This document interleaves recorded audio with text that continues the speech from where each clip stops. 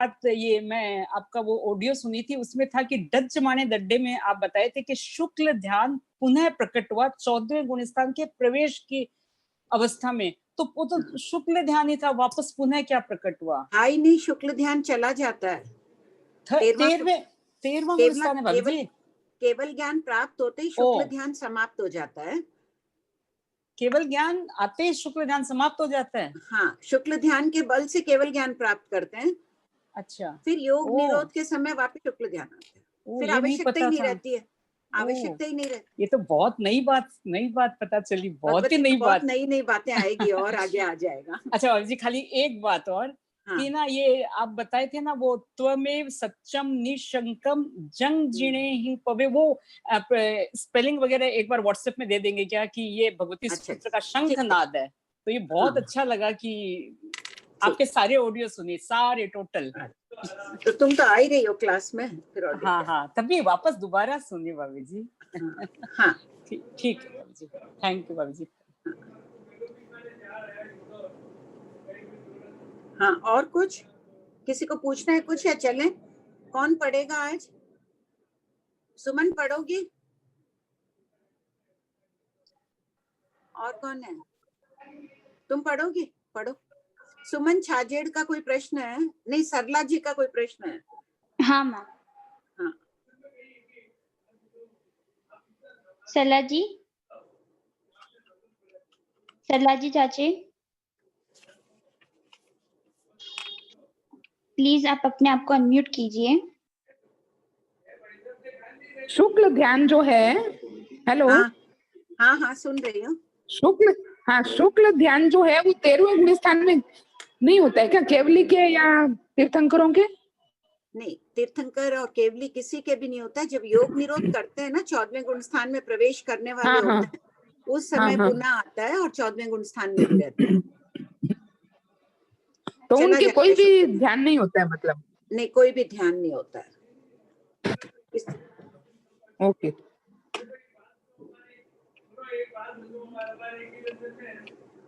हाँ मैम, सारे डाउट्स हो गए हैं। हाँ, एक और है। हेलो। हाँ बोलिए। आंटी, ये पूछना था कि ये भगवती सूत्र पढ़ते हैं, इसका कोई टाइम रहता है कि नहीं रहता है? नहीं, ये हिंदी अनुवाद है ना, थोकड़ों का है, प्रश्नमाला रूप में पढ़ सकते हैं इसको किसी भी समय। जैसे अपने टाइम पीरियड हो तब भी अपन पढ़ सकते हैं जैसे? हाँ, पढ़ सकते हैं। वही मैंने कहा आपकी क्लास अटेंड करनी थी, तो मैंने कहा पहले पूछूं आपसे। हाँ, नहीं, कर सकते हैं। ओके। मूल पाठ कभी नहीं चाहिए, लेकिन ये पढ़ सकते हैं। सबको ही पहले थोकड़े सीख लो, उसके बाद मूल पाठ भी अभ्यास करना, फिर एकदम अर्थ समझ में आता जाएगा जैसे जैसे पढ़ते जाएंगे। सबको ही पुराना पढ़ते हैं, रोज पुराना प्रश्नोत्तर पढ़ते हैं? जो हो गया, 2-3 जने तो हाँ कर दो हैंड रेज करके, तो मुझे भी लगेगा हाँ सब पुरुषार्थ कर रहे हैं। इसमें बहुत पुरुषार्थ की आवश्यकता है। मैम, भगवती टाइम सुबह के टाइम पे पढ़ सकते हैं? भगवती सूत्र सुबह के टाइम पढ़ सकते हैं? हाँ, किसी भी टाइम, सुबह 24 घंटा पढ़ सकते हैं, किसी भी समय 24 घंटा में। इसके लिए कालो काल का समय निर्धारण नहीं है थोकड़ों के लिए। मैम, हाँ, रेज हैंड से एक मिनट। सलाजी जैन, प्लीज अपने आप को थोड़ा फास्ट अनम्यूट कीजिएगा। हेलो। हाँ बोलिए। हाँ, जल्दी जल्दी बोल दीजिए ना प्रश्न, फिर अपने पास टाइम कम रहती है। मेरा एक ही था कि गर्भ का थोकड़ा आप पहले करवा सकते हैं क्या, क्योंकि भाग 10 में उसका है। वैसे तो मोनिका जी ने करवाया, एक बार और हो जाए तो अच्छा है। कौन सा क्वेश्चन नंबर बोलिए इसमें? गर्भ आगे ठीक है, करा देते हैं। बोलिए, शुरू कर देते हैं। प्रश्न नंबर 648 है, सब कोई खोल लो। आप पढ़ेंगे क्या गर्भ का थोकड़ा? 648 प्रश्न नंबर। और भी हैंड रेज है, जिसका भी हो ना जल्दी जल्दी बोल दीजिए ताकि दूसरों को। सरिता जी देरा सरिया।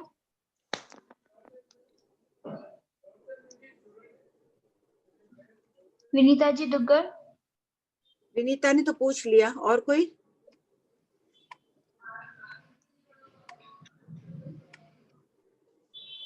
आप लोग हैंड रेस करती है ना, अनम्यूट हो जाया करिए तो जल्दी पूछ लिया जा सकता है, क्योंकि लोग बोल रहे हैं कि बहुत टाइम लग जाती है ऐसे ही। मृदुला जी नाहर।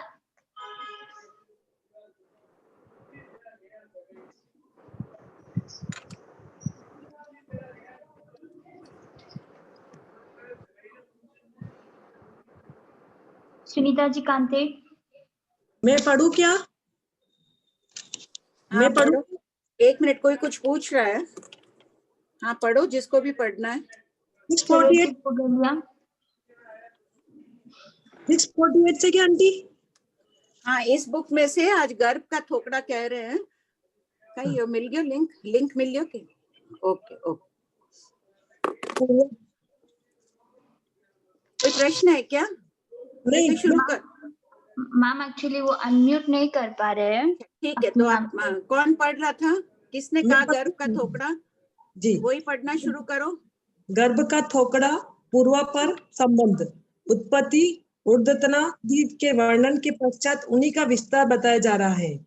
648 बनते, क्या जीव विग्रह गति समापन्नक को प्राप्त है या अविग्रह गति समापन्नक है? उत्तर, गौतम, जीव किसी विग्रह गति समापन्नक और कभी अविग्रह गति समापन्नक है, अर्थात जीव ने दोनों प्रकार की अवस्थाएं हो सकती है। इसी प्रकार वैमानिक पर्यंत कहना चाहिए। प्रश्न 649 प्रस्तुत। एक मिनट देखिए, आपके थोकड़े में नहीं भी होगा ये प्रश्न, लेकिन यहाँ आगम से चल रहा है। इसमें है कि देखो, वैमानिक पर्यंत का 24 दंडक सभी जानते हैं। प्रथम दंडक नेरिक से शुरू हो रहा है और अंतिम दंडक वैमानिक का है, तो 24 दंडक के विषय में ये वाक्यावली मिलेगी। और शुरू ही प्रश्न आज का हुआ है भंते गौतम से। तो सबसे पहले सब कोई आध्यात्मिकता भर लो अपने अंदर, एकदम ओत प्रोत हो जाओ कि कितने पुण्यशाली हैं अपन, कि अपने को ऐसी अनुभूति होनी चाहिए कि गौतम स्वामी और भगवान महावीर सामने बैठे हुए वार्तालाप कर रहे हैं, हम उनको अनुभूति कर रहे हैं वार्तालाप करते हुए कि ऐसे अहोभाव मन में लाओ। नहीं आ रहे हैं तो जबरदस्ती लाओ। मेरे अभी नहीं आ रहा और कोई विचार जा रहे हैं तो भी आप लोगों की कृपा से मेरा भी अभी ध्यान गया और मुझे भी लग रहा है नहीं, आध्यात्मिकता भरो, वो मेरे सामने विराजमान है। और क्यों भरना है? हमारे आदर्श है, उनके जैसा अपने को बनना है, ऐसे सोचकर आध्यात्मिकता भरो। बनना तो है ही अपन सबको उनके जैसे ही, इसीलिए तो अध्ययन कर रहे हैं। पढ़ो। प्रश्न 649 प्रस्तुत प्रकरण में विग्रह गति का क्या अर्थ है? उत्तर, एक गति का आयुष्य समाप्त होने पर दूसरी गति में जाते समय मार्ग में जो गति होती है, वाटेवेता, उसे विग्रह गति कहते हैं।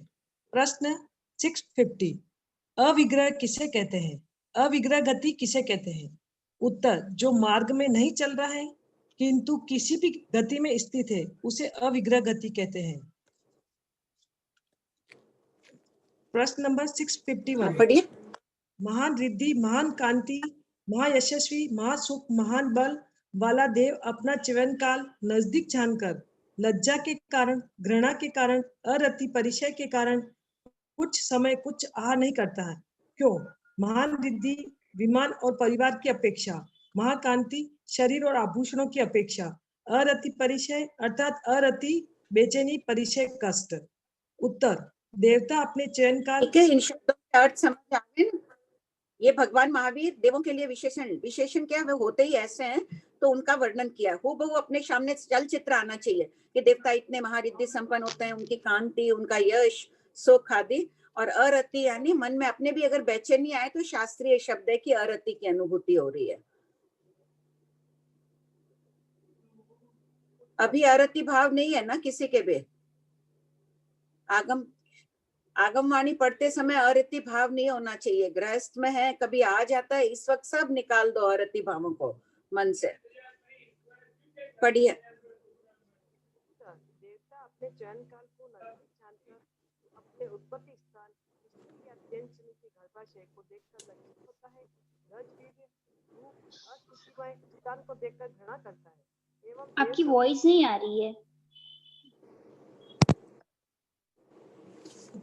देवता अपने चयन काल को नजदीक जानकर अपने उत्पत्ति स्थान स्त्री या त्रियंचनी के गर्भाशय को देखकर लज्जित होता है, रजवीर्य, रूप, अशुचिमय स्थान को देखकर घृणा करता है एवं देह संबंधी काम भोगों का त्याग करना पड़ेगा, यह सोचकर अरति परिचय की अनुभूति करता है, इसलिए कुछ समय तक आहार नहीं करता है। क्वेश्चन नंबर 652, देवता कैसे जान लेते हैं कि उनका चयन काल नजदीक है? उत्तर, श्रीमद् थाणांग सूत्र ठाण 3 उत्तर 3 में वर्णन है कि 3 कारणों से देवता अपने चयन काल को नजदीक जानते हैं। यथा, फर्स्ट, विमान और आभूषणों को कांतिहीन देखकर, सेकंड, कल्प वृक्ष चैत्य वृक्ष को म्लान देखकर, थर्ड, अपना तेज यानी शरीर की दीप्ति को हीन जानकर। ग्रंथों में अपवाद रूप वर्णन है कि बहुतारी देवों को चयन के चिन्ह नजर नहीं आते हैं और तीर्थंकर बनने वाले देवों के तो चयन के 6 मास पहले क्रांति और भी बढ़ जाती है। ठीक है, नेरिकों के क्या होता है, उनकी कांति थोड़ी थोड़ी बढ़ती जाती है और देवों की म्लान होती है, उनको खुद को अनुभूति होती है, जैसे गहने अपने लगता है पॉलिश उतर गई वैसे हो गए, तो उनको स्वयं के होते नहीं, उनको अनुभूति होती है कि ये सब मेरे म्लान पड़ रहे हैं, विमान आभूषण सब अब डल डल दिख रहे हैं। और ये विशेषता देखो तीर्थंकरों के लिए और एक भवावतारी के लिए उनके और चमक आ जाती है सब जगह। फिर भंते गौतम शब्द आ रहा है अपने को सावधान करने के लिए। पढ़िए। क्वेश्चन 653, भंते, गर्भ में उत्पन्न होता हुआ जीव इंद्रिय सहित उत्पन्न होता है या इंद्रिय रहित उत्पन्न होता है? उत्तर, गौतम, देवेंद्रियों की अपेक्षा इंद्रिय रहित उत्पन्न होता है और भावेंद्रियों की अपेक्षा इंद्रिय सहित उत्पन्न होता है। क्वेश्चन नंबर 654, द्रव्य इंद्रिय और भाव इंद्रिय किसे कहते हैं? उत्तर, फर्स्ट, जाति नाम कर्म के उदय से प्राप्त इंद्रियों की रचना को द्रव्य इंद्रिय और सेकंड, ज्ञानावाणी दर्शनावाणी कर्म के शोभसम से अपने अपने विषय को ग्रहण करने वाली आत्मशक्ति को भाव इंद्रिय कहते हैं।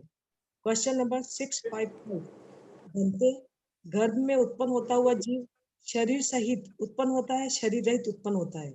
उत्तर, गौतम, औदारिक, वेकरी और आहार शरीर की अपेक्षा शरीर रहित और तेजस और कार्मण शरीर की अपेक्षा शरीर सहित उत्पन्न होता है, क्योंकि ये दोनों शरीर अनादिकालीन है और संसार जीवों के पर्वों के साथ जाते हैं।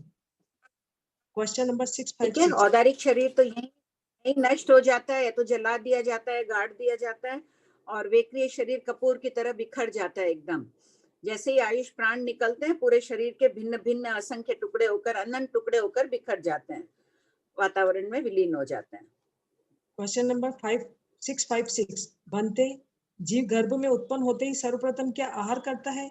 उत्तर, गौतम, जीव गर्भ में उत्पन्न होते ही माता के आतव, रज, रुधिर और पीता की विधि का मिश्रित आहार करता है, जो कलुष और किल्बिष है। क्वेश्चन 657, गर्भ में जीव क्या खाता है? उत्तर, गर्भ में जीव माता द्वारा खाए हुए अनेक प्रकार के रस विकारों परिवर्तित रूप का एक भाग खाता है। गर्भगत जीव माता के आहार पर निर्भर रहता है। रस विकारों का यानी अपन ने जो भी खाना खाया वो परिवर्तित हो जाता है ना, विकार यानी परिवर्तन रूप। एज इट इज, जैसे फल का खाए तो फल का ही नहीं खाता है, वैसे बैठ के उसका सार भाग खाता है, रस बन जाता है वो। क्वेश्चन 658, गर्भ में जीव के मलमूत्र कफ वमन पित्तादि को क्यों नहीं होते हैं? उत्तर, गर्भस्थ जीव को आहार करना है पित्त, पित्त जो होता है ना, पेट में पित्त हो जाते हैं, वो पित्त है, पित्ता नहीं, पित्तादि। उत्तर, गर्भस्थ जीव जो आहार करता है उस आहार को इंद्री, हड्डी, मज्जा, हड्डी का भीतरी भाग, बाल, दाढ़ी, रोम और नख रूप में परिणित करता है, इसलिए गर्भ में जीव के मल मूत्रादि नहीं होते हैं। क्वेश्चन 659, बनते, क्या गर्भ में उत्पन्न जीव मुख द्वारा कौलाहर करने में समर्थ है? उत्तर, गौतम, नो इनट्ठे समर्थते। क्वेश्चन 660, गर्भ में जीव कौलाहर करने में समर्थ क्यों नहीं है? उत्तर, गर्भ में जीव फर्स्ट सर्व आत्म प्रदेशों से आहार करता है, यावत 12 कदाचित निश्वास छोड़ता है। इन 12 बोलों का वर्णन शतक एक 45 थोकड़े बोल के थोकड़े में देखिए, शतक है और उद्देशक है। शतक तो है, अध्ययन को शतक कहते हैं, हर उस दिन इस विषय में बताई चुकी है, और उद्देशक है पूरा वर्ड इसका।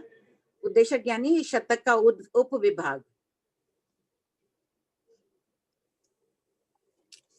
क्वेश्चन 661, गर्भ में जीव कोई प्रश्न पूछना है इस संबंध में क्या? या इस थोकड़े संबंधित प्रश्न अभी पूछना है कि लास्ट में पूछ लेते हैं, हो जाए तब? पढ़ लीजिए। क्वेश्चन 661 गर्भ में जीव किस प्रकार का आहार करता है? फर्स्ट, पुत्र जीव, उपलक्षण से पुत्री भी, जो को रस पहुंचाने वाली मातृ जीवरस हरणी नामक नाड़ी नाभिका नाल माता के साथ प्रतिद्वंद जुड़ी हुई है और पुत्र से स्पष्ट है। नाभि का नाल मतलब अपनी जो नाभि है उसको नाभि माल बोलते हैं। का नहीं होगा, नाभि नाल लिखना है। का शब्द हटा दीजिए, गलत है। इसके द्वारा रस का हरण होता है।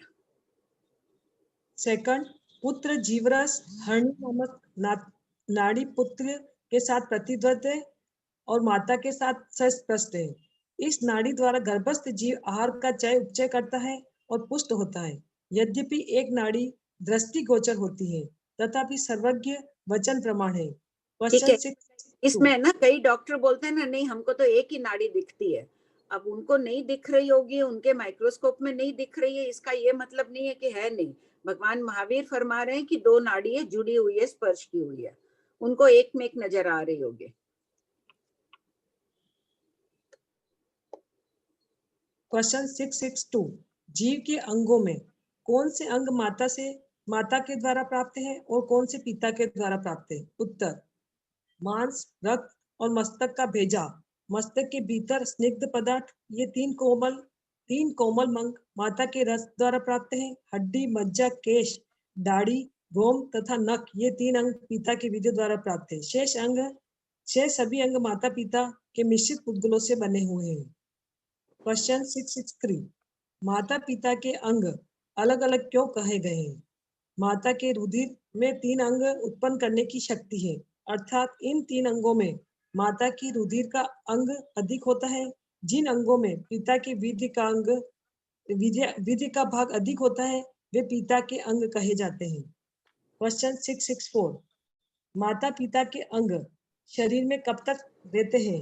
जब तक जीव का भवधारणी शरीर रहता है, तब तक माता पिता का अंश शरीर में रहता है। समय समय क्षीण होता हुआ भी यह अंतिम समय तक रहता है। क्वेश्चन 665 प्रथम समय ग्रहित पुद्गल प्रति समय क्षीण होने पर भी चरम समय तक कैसे रहते हैं? चरम समय तक यानी मरने के समय तक। उत्तर, उत्पत्ति के प्रथम समय में जीव अनंत पुद्गलों को ग्रहण करता है। ये पुद्गल अभवि से अनंत गुणाधिक और सिद्धों के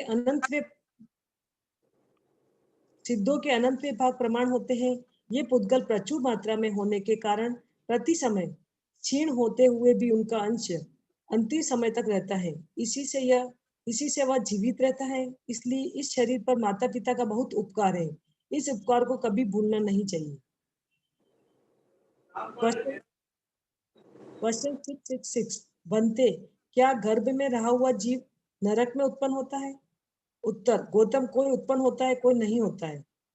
क्वेश्चन 667 गर्भ में रहा हुआ जीव किस कारण से नरक में उत्पन्न होता है? उत्तर, पर्याप्ति, वीर्य लब्धि, वेकरी लब्धि वाला गर्भस्थ जीव शत्रु सेना का आगमन सुनकर वेकरी समुद्घात करके हाथी, घोड़ा, रथादि रूप चतुरंगिनी सेना की विक्रिया करके शत्रु के साथ युद्ध करता है। उस समय वह राज्य, धनादि का कामी और भोग का प्यासा होता है। ऐसे अशुभ अदशा में आयु पूर्ण हो जाए तो वह जीव नरक में उत्पन्न होता है। यदि गर्भस्थ जीव संग्राम आदि नहीं भी करता है, किंतु तीव्र अर्थ आदि धन आदि की कांक्षा वाला हो, तो वह नरक में जा सकता है। देखो कितना अपर्याप्त जीव नहीं जाता है नरक में, लेकिन पर्याप्त हो जाए, अंतर मुहूर्त वाला भी हो जाए नरक गर्भ में जीव, तो वो तिर्यंच अंतर मुहूर्त की स्थिति में इतने अशुभ कर्मों को चतुरंगिनी सेना, पूरी सेना बना के विशाल युद्ध कर सकता है हुए के साथ में। क्वेश्चन 6 देखो अपने क्या कहते हैं, जब भी कोई गर्भवती हो उनको बहुत धर्म ध्यान सुनाओ, बहुत कुछ करो ताकि बच्चा भी सुनता है। अभिमन्यु का अपने पास दृष्टांत महाभारत में देखते ही हैं कि उसने सुना था, उसको याद रह गया गर्भ में सुना हुआ। क्या विकुर्वित सेना में कोई मरता है? उत्तर, विकुर्वित पुद्गल पुनः जड़ होते हैं, जुड़ जाते हैं, इसलिए कोई नहीं मरता है। किंतु यदि माँ के बाण आदि लग जाए और वह मर जाए तो गर्भस्थ जीव भी मर जाता है। तब सारी सेना समाप्त हो जाती है। ठीक है, जो जितने अगर वो विकुर्वना करके बनाता है, तलवार से मारो, पारा जैसे जुड़ जाता है ना, पारे के पास थर्मामीटर का पारा मर्क्यूरी निकाल लो, वो जुड़ता जाएगा वापस, उसी प्रकार इनका शरीर जुड़ जाता है, ये मरते नहीं है। लेकिन माँ मर जाए तो बच्चा भी मर जाएगा, तब वो सेना वहां की गायब हो जाती है एकदम। अब कोई शत्रु समझ जाते हैं कि विकुर्वित सेना है, तो वो प्रयास करते हैं कि माँ के ऊपर करें अटैक, माँ मर जाएगी तो पूरी का पूरी सेना का विनाश हो जाएगा। क्वेश्चन 669, क्या गर्भस्थ संगीत रियंज पचेंद्री भी विक्रिया कर सकता है? उत्तर हाँ। श्रीमद् थाणांग सूत्र ठाण 2 उद्देशक 3 में वर्णन है कि गर्भस्थ तिर्यंज पचेंद्री भी विक्रिया कर सकता है। ठीक है, खाली मनुष्य नहीं, तिर्यंच भी कर सकते हैं गर्भ में। क्वेश्चन 670, गर्भ में जगन्य कितनी स्थिति वाला सन्नि तिर्यंज पचेंद्री वक्री कर सकता है? उत्तर जगन्य अंतर्मोद की स्थिति वाला सन्नि तिर्यंज पचेंद्री वक्री कर सकता है। क्वेश्चन नंबर 671, बनते, क्या गर्भ में रहा हुआ जीव देवलोक में जाता है? उत्तर गौतम, कोई जाता है और कोई नहीं जाता है। क्वेश्चन 672, गर्भस्थ जीव किस कारण से देवलोक में जाता है? उत्तर गर्भस्थ जीव श्रमण महान के पास एक भी धार्मिक वचन सुनकर उसे हृदय में धारण कर धर्म का श्रद्धालु अनुरागी तथा पुण्य स्वर्ग मोक्ष का अभिलाषी होकर उन्हीं भावों में तल्लीन होता है, और ऐसे शुभ अध्यायों में यदि वह काल कर जाए तो देवलोक में उत्पन्न होता है। श्रमण शब्द का अर्थ क्या है? साधु को श्रमण कहते हैं, और महान शब्द का अर्थ मत मारो का उपदेश देते हैं। महान मत मारो यानी अहिंसा का उपदेश देने वाले। क्वेश्चन 673, गर्भस्थ जीव किस प्रकार रहता है? उत्तर गर्भस्थ जीव सोता है, करवट बदलता है, आम के समान कुबड़ा होता है, बैठता है, पड़ा रहता है, माता सोती है तो सोता है, माता जागती है तो जागता है, माता सुखी है तो वह सुखी है, माता दुखी है तो वह दुखी है, अर्थात माता के भावों पर गर्भस्थ जीव के भाव निर्भर है। क्वेश्चन 674, गर्भस्थ जीव किस प्रकार बाहर आता है? उत्तर मस्तक या पैरों द्वारा बाहर आने वाला जीव ठीक तरह से आता है, जो टेढ़ा आता है वह मृत्यु को प्राप्त करता है। प्रश्न 675, गर्भस्थ जीवों में असमानता क्यों है? उत्तर ये देखो, ये कर्म सिद्धांत पर आधारित है, अपने को चेता रहे हैं यहाँ पर भगवान।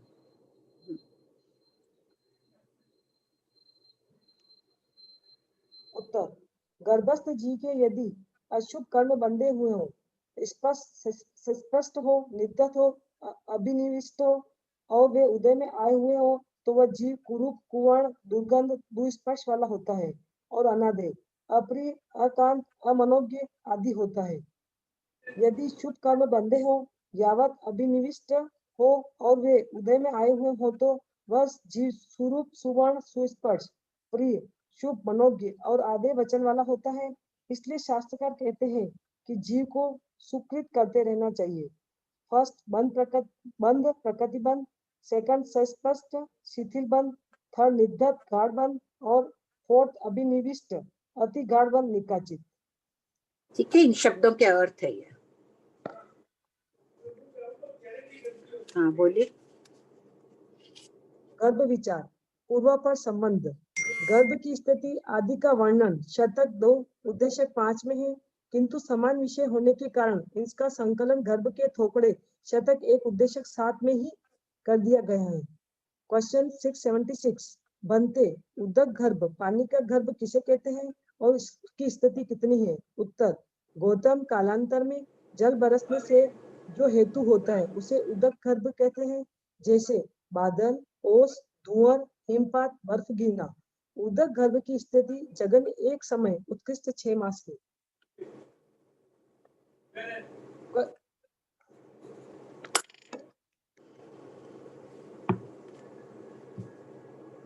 हाँ पढ़िए। क्वेश्चन 677, उदक गर्भ की जगन स्थिति एक समय की उत्कृष्ट 6 मास की कैसे होती है, उसे स्पष्ट कीजिए। उत्तर भाप रूप में जो पुद्गल परिणत होते हैं वे उदक गर्भ कहलाते हैं। ये पुद्गल उस रूप में आपको उदक गर्भ कहते हैं, जो पानी की भाप उठती है ना, पानी गर्म भी करते हैं तो जो भाप होती है वो उदक गर्भ कहलाती है। ये पुद्गल उस रूप में जगन एक समय रहकर भी अन्य रूप में परिणत हो सकते हैं, अर्थात 6 मास बाद भी जो गर्भस्थ जल बादल में रहा हुआ जल अवश्य बरसने लगता है। बादल अपरिपक्व रूप में बरसे तो ओले रूप में बरसते हैं। ठीक है, वो पुद्गल एक समय बाद भाप बनी और कोई वर्गणा रूप में परिणत हो गई तो उसके भाप की स्थिति उदक गर्भ की स्थिति एक समय कहलाती है। नहीं तो 6 भाप बन जाएगी तो 6 महीने बाद तो वो अवश्य बरसेंगे, अवश्य बादल बरसेंगे। क्वेश्चन 678 उदक गर्भ सचित होता है या अचित?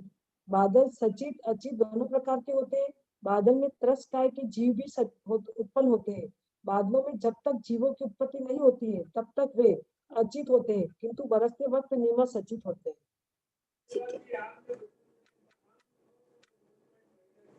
क्वेश्चन 679 क्या बादलों का सहन हो सकता है? हाँ, देवता बादलों का सहन करके अन्यत्र ले जा सकते हैं। क्वेश्चन 680 ऐसे क्यों सहरण करके ले जाएंगे वो देवता? कहीं पे दुष्काल हो रहा है, कुछ हो रहा है, वहां लोग बहुत देवों को प्रसन्न कर लेते हैं, या वहां के जीवों का बहुत कोई पुण्यशाली जीव उत्पन्न हो जाता है तो कहीं और से बादल लाकर वहां बरसात कर देते हैं देवता। और कहीं के लोगों पर रुष्ट हो जाते हैं कि इन्होंने हमारी अशातना कर दी, वो कर दी आदि, तब वहां के बादल रहे उसको सहरण करके भी दूसरी जगह लेके चले जाते हैं। कि दुखी करने के लिए भी देवता कर सकते हैं, सुखी करने के लिए भी कर सकते हैं। मूल रूप में तो पुण्य कर्म निर्भर करते हैं उस ग्राम में। भाभी जी, ये जीव कब उत्पन्न होते हैं बादलों में? जीवों की उत्पत्ति किसकी? पानी के जीवों, जीवों बादलों में जीवों की उत्पत्ति। पानी की उत्पत्ति तो उसी वक्त हो जाती है, थोड़ी देर में। कभी तो भाप रूप में रहते हैं उसी समय हो जाती है, कभी पड़े थोड़ी देर बाद पानी के जीव उत्पन्न होते हैं, उस समय भी अच्छा हो जी, सकती है। हाँ, तब वे अचित होते हैं? नहीं, बादलों में जब तक जीवों की उत्पत्ति नहीं होती है तब तक वे अचित होते हैं। हाँ हाँ। अच्छा, पढ़िए। क्वेश्चन 680 आवाज नहीं जा रही है। हाँ, आवाज नहीं आ रही, मुझे भी नहीं आ रही आंटी इधर। हाँ, आप लोग प्रीति को बोलो। प्रीति, आवाज नहीं जा रही है सबको। मैम वो बोले थोड़ा जोर से बोलने के लिए। मैं प्रीति, ये आवाज मेरी तेज है पर इधर आवाज आ ही नहीं रही, मेरे को भी नहीं आ रही है। अच्छा मैम, मुझे तो एक क्लियर आ रहा है। आपके नेट में कोई प्रॉब्लम होगा या तो। हाँ, क्लियर आ रही है आवाज, आ रही है, क्लियर आ रही है। हाँ, मेरे को तो आ रही है। ठीक है, पढ़िए। Okay ma'am. त्रियंचनी के गर्भ की स्थिति कितनी है? त्रियंचनी के गर्भ की स्थिति जगन्य अंतर्मुहूर्त उत्कृष्ट 8 वर्ष है। हाथी का गर्भकाल 21 महीना है। क्वेश्चन 681 मनुष्यनी के गर्भ की स्थिति कितनी है? उत्कृष्ट जगन्य अंतर्मुहूर्त उत्कृष्ट 12 वर्ष है। प्रचुर पाप कर्म के फलस्वरूप जीव इतनी बड़ी गर्भ की स्थिति पाता है और अथवा पूर्व बेर के कारण देवादि द्वारा स्थापित किया गया भी 12 वर्ष तक गर्भ में रह सकता है। कथाओं में उल्लेख है कि दुर्योधन 30 महीने गर्भ में था। ठीक है, ज्यादा दिन गर्भ में रहना अच्छा नहीं है। ठीक है, मास पूर्ण 9 महीने 9.5 महीने रहना ही पड़ता है। कभी कभी तो खुद ही इतने अशुभ कर्म बांध कर आता है, गर्भ में बहुत दुखों को सहन करना पड़ता है, तो उसको गर्भ में रहना है। कभी कभी कोई पूर्व भव का शत्रु होता है देवता, वो भी स्तंभित कर देता है उसको, इसलिए भी रह सकता है वो। दुर्योधन पापी था ना, कितना अभिमानी था, कितना वो पहले से उसका स्वभाव ही वैसे ही था, तो पूर्व जन्म से ही वो इतने अशुभ कर्म बांध के आया। 30 महीने तक वो गर्भ में रहा। युधिष्ठिर के पहले ये गर्भ में आया था और बाद में जन्मा। क्वेश्चन 682 युद्ध दोनों ने किया, गर्भ की युद्ध पांडवों ने भी किया, वो 5 गए मोक्ष में और ये गया नरक में। तो युद्ध तो राजधर्म था, उनको राज व्यवस्था के लिए करना पड़ता था, लेकिन परिणाम देखो, उन्होंने उसका प्रायश्चित आदि भी कर लिया, संयम अंगीकार करके मोक्ष में चले गए उसी भव में। पढ़िए। क्वेश्चन 682 मनुष्यनी के गर्भ की काय भव स्थिति कितनी है? उत्कृष्ट उत्तर जगन्य अंतर्मुहूर्त उत्कृष्ट 24 वर्ष है। देखो, स्थिति तो कितनी बताइए? 12 वर्ष बताइए कि 12 वर्ष बाद वो अवश्य उत्पन्न होगा, चाहे मर के हो चाहे जन्म के हो। वैसे काय भव स्थिति अलग प्रश्न पूछा है गौतम स्वामी ने। क्वेश्चन 683 काय भव स्थिति किसे कहते हैं? उत्तर जिस माता के गर्भ में जीव मरण को प्राप्त करे, पुनः उसी माता के गर्भ में नए रुधिर वीर्य में से उत्पन्न होना काय भव स्थिति है। क्वेश्चन 684 मनुष्य की जघन्य उत्कृष्ट काय भव स्थिति किस प्रकार घटित होती है। उत्तर फर्स्ट, कोई पापी जीव गर्भ में अंतर्मुहूर्त रहकर काल करके पुनः उसी गर्भ में उत्पन्न होकर अंतर्मुहूर्त रहकर काल करे, उस अपेक्षा से जघन्य अंतर्मुहूर्त की काय भव स्थिति होती है। ठीक है, सेकंड, कोई दो भाव करना पड़ता है ना उसी माँ के गर्भ में। हाँ पढ़िए। सेकंड, कोई पापी जीव गर्भ में 12 वर्ष रहकर काल करके पुनः नए वीर्य व रज से उसी गर्भ में उत्पन्न होकर 12 वर्ष रहे, इस अपेक्षा से 24 वर्ष की उत्कृष्ट काय भव स्थिति होती है। यहाँ पापी विशेषण क्यों लगाया गया जीव के साथ में? पाप कर्म के उदय से जीव गर्भ में मर रहा है, इतनी शीघ्र जल्दी अंतर्मुहूर्त की स्थिति में मरना भी पाप कर्म का उदय। मनुष्य गति पुण्य प्रकृति है, अंतर्मुहूर्त में मर रहा और अधिक काल तक 12 वर्ष तक गर्भ में रह रहा है, वो भी उसके पाप कर्म का उदय है। पाप कर्मों के उदय के कारण पापी जीव कहा गया है यहाँ। तो भाभी जी ये 12 वर्ष तक रह रहा है गर्भ में, तो उसके माँ की भी तो तकलीफ हो रही होगी ना, तो माँ के भी कर्म बनते हैं अशुभ। हाँ, किसी को एक को परिवार में तकलीफ होती है तो कुछ होता है तो सारा परिवार दुखी होता है, तो सभी के साथ अवेदनी का उदय होता है। सही। एक पापी जीव, एक पुण्यवान जीव आए वर्धमान तो पूरे राज्य में खुशी छा गई थे। पाप और पुण्य का असर तो होता ही है। 682 वापस पढ़ो। मनुष्य के गर्भ की काय भव स्थिति कितनी है? जघन्य अंतर्मुहूर्त उत्कृष्ट 24 वर्ष है। इसको ही देखो एक्सप्लेन कर रहे हैं ना, आपने 682 पूछा है, 683 में यही परिभाषा है कि कोई जीव होता है कि माता के गर्भ में काल कर जाए, काल करके पुनः उसी माता के गर्भ में उत्पन्न हो, लेकिन नए रुधिर वीर्य से उत्पन्न हो रहा है। वापिस माता और पिता का जो संयोग होता है, आगे पूरा आया हुआ नहीं है क्या? 12 वर्ष शादी का आया ना आंटी? आ गया था ना। योनि कितने इसी काल के तक नीचे आया हुआ है आंटी। अच्छा अब आ रहा है क्या? नहीं ये उसी के नीचे 684 में लिखा हुआ है। नहीं जो मैं कहना चाह रही हूँ ये कहाँ आया, ये मिस कैसे हो गया कि स्त्री की योनि कितने काल तक सचित रहती है। स्त्री की योनि पता नहीं होगा, कहीं छूटना तो नहीं चाहिए, मैं बता ही देती हूँ काय भव स्थिति का है।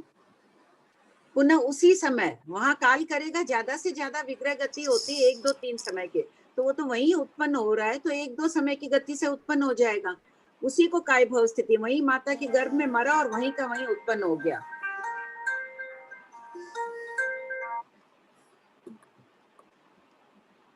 मिला और इसी को काय भव। ये नहीं है कि वहां मरा और कहीं और जाके जीव तो उत्पन्न, जैन सिद्धांतानुसार ये नहीं है कि उसकी आत्मा भटक रही है, अभी तक योनि प्राप्त नहीं हुई, ये सब नहीं कहते हैं। भगवान महावीर स्वामी कहते हैं कि जैसे ही जीव काल करता है, ज्यादा से ज्यादा 4 समय में तो वो जीव उत्पन्न हो ही जाता है, और समय कितना सूक्ष्म है, पलक झपकाने में तो असंख्यात समय बीत जाते हैं। काल किया, दूसरे समय में ही वही उत्पन्न हो गया, तीसरे समय में उस वक्त उसकी देखो संयोग ऐसा बैठता है, उस वक्त पुनः उसकी माता की योनि सचित रहती है, पिता के वीर्य और माता के रुधिर से वो सचित बनी हुई रहती है और वहीं उत्पन्न हो जाता है। और 12 वर्ष रहकर काल करे तो भी माता की योनि सचित होना आवश्यक है, पिता का वीर्य माता का रुधिर रहता है तो वहीं वो उत्पन्न हो जाता है। कर्मानुसार सभी संयोग मिल जाते हैं जीव को। जीव के पुण्य कर्म का उदय हो तो भी संयोग मिल जाते हैं, पाप कर्म का उदय हो तो अच्छे संयोग होते हैं, वो भी खराब हो जाते हैं। पढ़िए क्वेश्चन 685 बनते प्रश्न कोई पूछ रहे थे ना 682 में, कोई डाउट है तो वापस मैसेज भेज दीजिए। ठीक है पढ़िए। क्वेश्चन 685 बनते मनुष्यनी और तिर्यंचनी की योनि में वीर्य कितने काल तक योनि भूत रहता है? उत्तर गौतम जघन्य अंतर्मुहूर्त उत्कृष्ट 12 मुहूर्त तक योनि भूत रहता है, अर्थात उस वीर्य में उत्कृष्ट 12 मुहूर्त तक संतानोत्पादक शक्ति रहती है। 12 मुहूर्त लगभग 9 घंटा 36 मिनट। क्वेश्चन 686 योनि भूत किसे कहते हैं? वीर्य में ऐसी शक्ति विद्यमान है कि जीव उसमें उत्पन्न हो सके, उसे योनि भूत कहते हैं। भूत अवस्था, भूत यानी अवस्था, वो जो योनि सचित बनी हुई रहती है माता की, उसमें शक्ति विद्यमान रहना। क्वेश्चन 687 मनुष्य में संतानोत्पादक शक्ति कब तक रहती है? उत्तर फर्स्ट 100 वर्ष की आयु के अनुसार स्त्री की 55 वर्ष में गर्भधारण करने की क्षमता नष्ट हो जाती है और पुरुष में 75 वर्ष में अबीज बनते हैं, अर्थात गर्भोत्पत्ति के अयोग्य हो जाते हैं। सेकंड, 200 वर्ष से करोड़ पूर्व की आयु की स्त्रियां अपनी आयु के अर्ध भाग तक गर्भ धारण कर सकती है। पुरुष अपनी आयु के 20वें भाग में अबीज हो जाते हैं। जैसे 2 वर्ष की आयु वाला पुरुष 160 वर्ष के बाद अबीज हो जाता है। क्या लिखा हुआ है? प्रवचन सारोधार प्राचीन ग्रंथ है, एक पूरा नाम आप लोग लिख ही लो, मुझे भी लिखना चाहिए था। प्रवचन सारोधार गाथा नंबर, ये क्या वो पीडीएफ में भी प्रवचन नहीं लिखा हुआ है क्या पूरा शब्द? किसी के हाथ में पीडीएफ खोला हुआ है कोई? लिखा हुआ है भाभी जी, पूरा लिखा हुआ है। अच्छा, पूरा लिखा हुआ है ना, ठीक। हाँ, 3 प्रश्न और है, वो पढ़ लेते हैं, फिर डाउट्स क्लियर कर लेते हैं। क्वेश्चन 688, बनते एक जीव एक भाव में कितने जीवों का पुत्र हो सकता है? उत्तर, गौतम, जगन्य 1, 2, 3, उत्कृष्ट प्रत्यक्ष 100 जीवों का पुत्र हो सकता है। जैसे गाय की योनि में प्रत्यक्ष 100 बैलों के विधि के समुदाय से उत्पन्न जीव उन सब बैलों का पुत्र कहलाता है। प्रश्न 689, बनते एक भाव में एक जीव के कितने पुत्र हो सकते हैं? उत्तर, गौतम, जगन्य 1, 2, 3, उत्कृष्ट प्रत्यक्ष लाख पुत्र हो सकते हैं। जैसे मत्स्यादि के लाखों अंडे होते हैं एवं मनुष्य की योनि में भी बहुत जीव उत्पन्न हो सकते हैं, किंतु सभी जन्म नहीं लेते हैं। क्वेश्चन 690, गर्भ में पुत्र पुत्री कैसे उत्पन्न होते हैं? उत्तर, माता की दाहिनी कुक्षी में पुत्र, बाई कुक्षी में पुत्री और बीच में नपुंसक उत्पन्न होता है। ओज, रुधिर अल्प और वीर्य अधिक हो तो पुत्र, ओज अधिक और वीर्य अल्प हो तो पुत्री, दोनों बराबर हो तो नपुंसक उत्पन्न होता है। कर्म के अनुरूप रुधिर एवं वीर्य की मात्रा का संयोग मिलता है। इसलिए यदि स्त्री का त्रिभाव से सेवन करे तो गर्भ में बिंब होता है, अर्थात हड्डी बाल आदि नहीं होते। अब क्या प्रश्न है? प्रीति पहले अनम्यूट कर दो ना।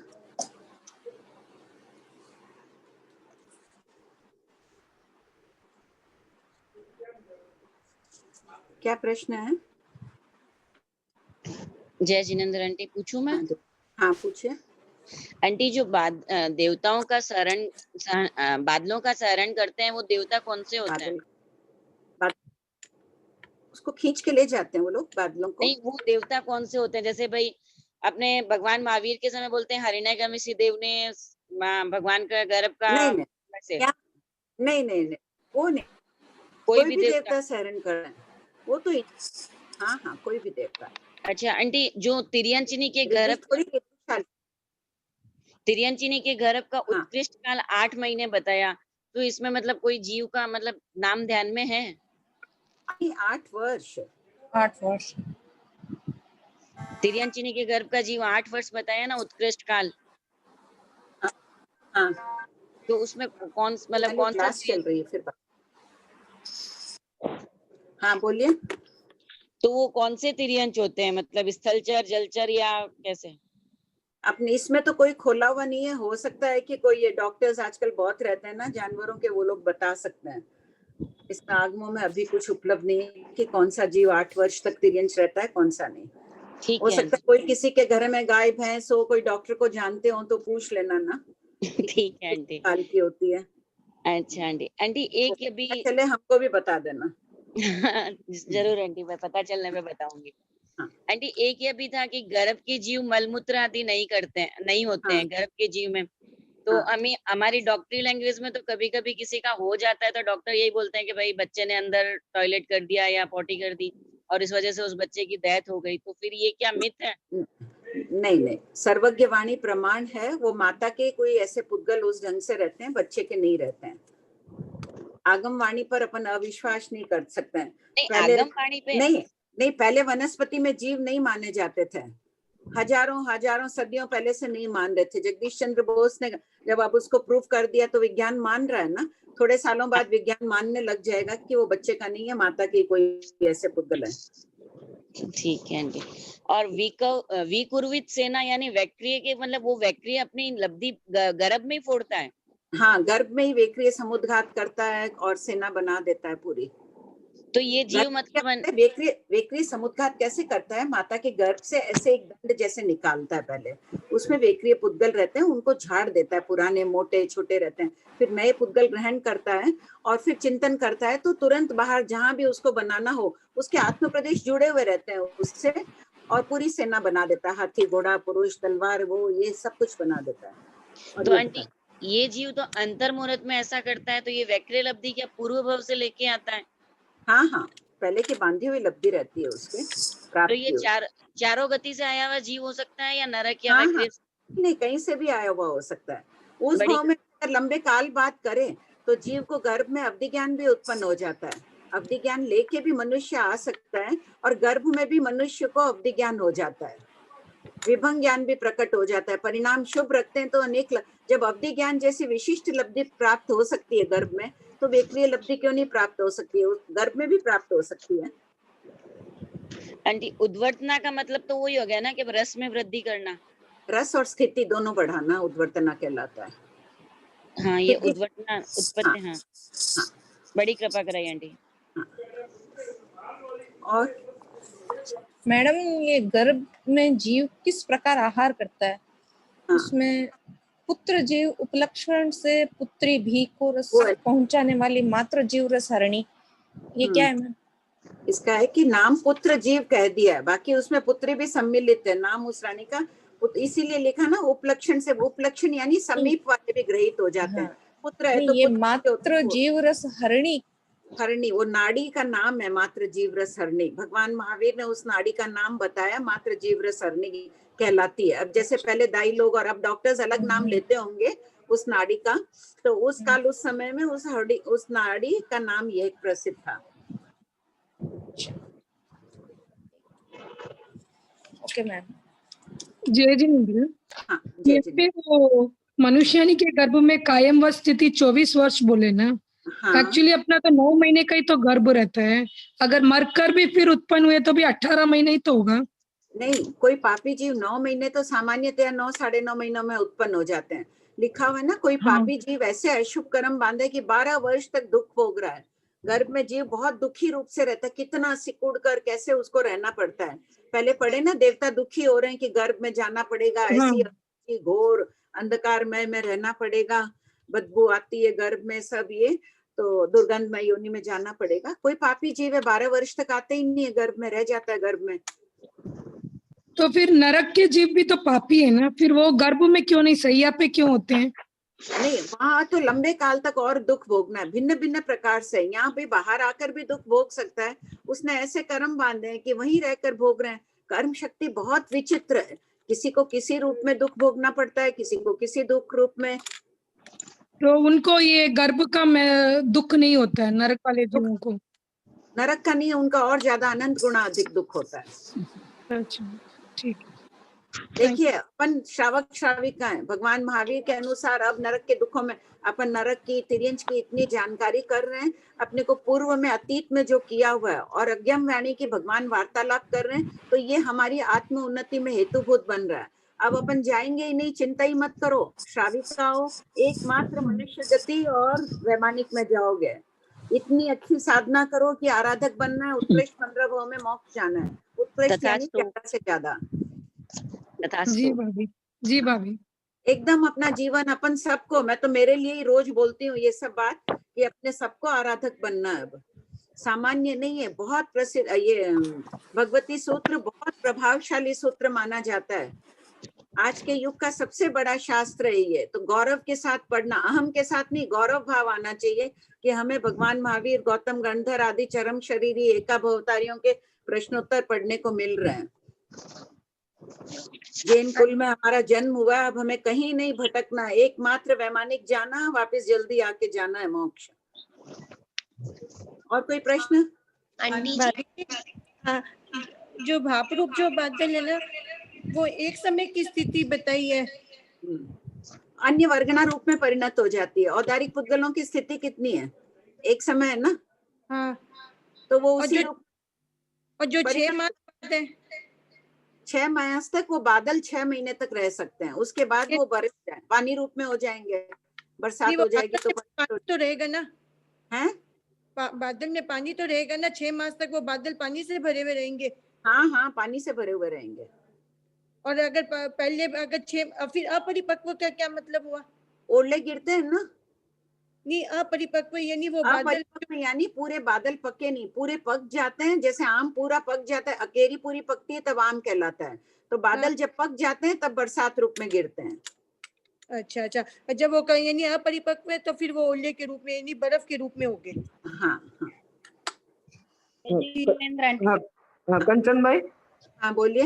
हाँ, वो जो दुर्योधन का आपने लिखा है ना कि 30 मास तक वो गर्भ रहा, तो वो क्या वो भी मर के दोबारा उसमें आया क्या? वो पापी तो था नहीं, ये तो नहीं नहीं, उसकी काय भाव स्थिति नहीं बताई है, गर्भ की स्थिति बताई। अच्छा, तो गर्भ की स्थिति तो 12 महीने ही है ना, तो 30 मास कैसे? नहीं बताई है, 12 वर्ष बताई है ना। मनुष्य की गर्भ की स्थिति 12 वर्ष है, तिर्यंचनी की 8 वर्ष है। अच्छा, इसीलिए 30 मास पापी होने के कारण रहा। हाँ, जो पापी जीव होगा वो ज्यादा रहेगा गर्भ में। आंटी ये 656 क्वेश्चन 656 में जो कलुष और कलुष और किल्विश आहार क्या होता है आंटी? कलुष यानी बहुत खराब, किल्विश यानी पाप कर्म जैसे ही है। आज गर्भ धारण करना ये सब काम भोग आदि को पाप के कारणभूत तो है। अच्छा, तो मतलब पाप जनक है, पाप कर्म के उदय से। और आंटी हमने थोड़े से क्वेश्चंस स्किप क्यों किए हैं? अभी संचित्तन काल कर रहे थे, वो तो क्वेश्चन 266 वो अभी वापस करेंगे। इनका किसी ने कहा कि उनकी परीक्षा में है, पहले ये करा दो। अच्छा, मेरा मिस हो गया था स्टार्टिंग का, इसीलिए मैं अचानक से सोचने कि इतना मेरा मिस हो गया कि मैं 656 कर पहुंच गए और मैं कहीं और गई थी। तो नहीं, अभी वापस कर रहे हैं। Thank you. जय जिनेंद्र आंटी। हाँ जय जिनेंद्र। वो 12 वर्ष का जैसे गर्भ, जैसे अभी 9 महीने में पेट इतना आगे रहता है, वैसे ही रहता है या अंदर रहता है, मालूम नहीं पड़ता माता को? नहीं, वैसे ही रहेगा। कोई थोड़ा बहुत ज्यादा बड़ा भी हो जाए, माँ को तकलीफ तो होती है। फिर नहीं तो जैसे अभी ऑपरेशन वगैरह करके भी हो जाता है, तो जैसे समय पूरा ऊपर हो जाता है तो ऑपरेशन कर देते हैं, तो वैसा वगैरह नहीं होता है या अंदर ही रहता है, मालूम नहीं पड़ता है कि गर्भ है? कोई भी कुछ भी रह सकता है, अंदर भी रहा पता नहीं चला, वो भी हो सकता है। पता चल जाए पड़ा है उसका, कोई का ऑपरेशन का नहीं संयोग हो, कुछ नहीं हो, कोई तकलीफ नहीं, क्यों कराएं? पड़ा है ऑपरेशन तो अब पॉपुलर हुआ है। मतलब कभी कभी ऐसा सुना हुआ है कि अंदर रहता है, माता को मालूम ही नहीं रहता गर्भ। हाँ, ये भी हो सकता है। लेकिन गर्भ के जीव को तो तकलीफ होती है, चाहे माता को पता न भी चलो ना, वो भी होता है।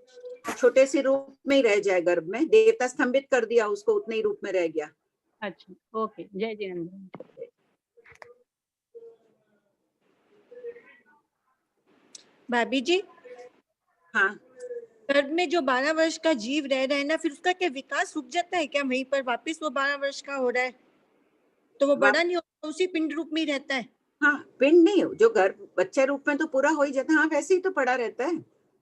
अच्छा, वो उसका ऊपर में विकास नहीं होता जैसे पहले महीने से दूसरे महीने में विकास होता है? नहीं, मान लो 9 महीने तक पूरा विकास हो गया उसका जितना होना है, उसके बाद वैसे ही पड़ा रहा गर्भ में। अच्छा, ठीक है।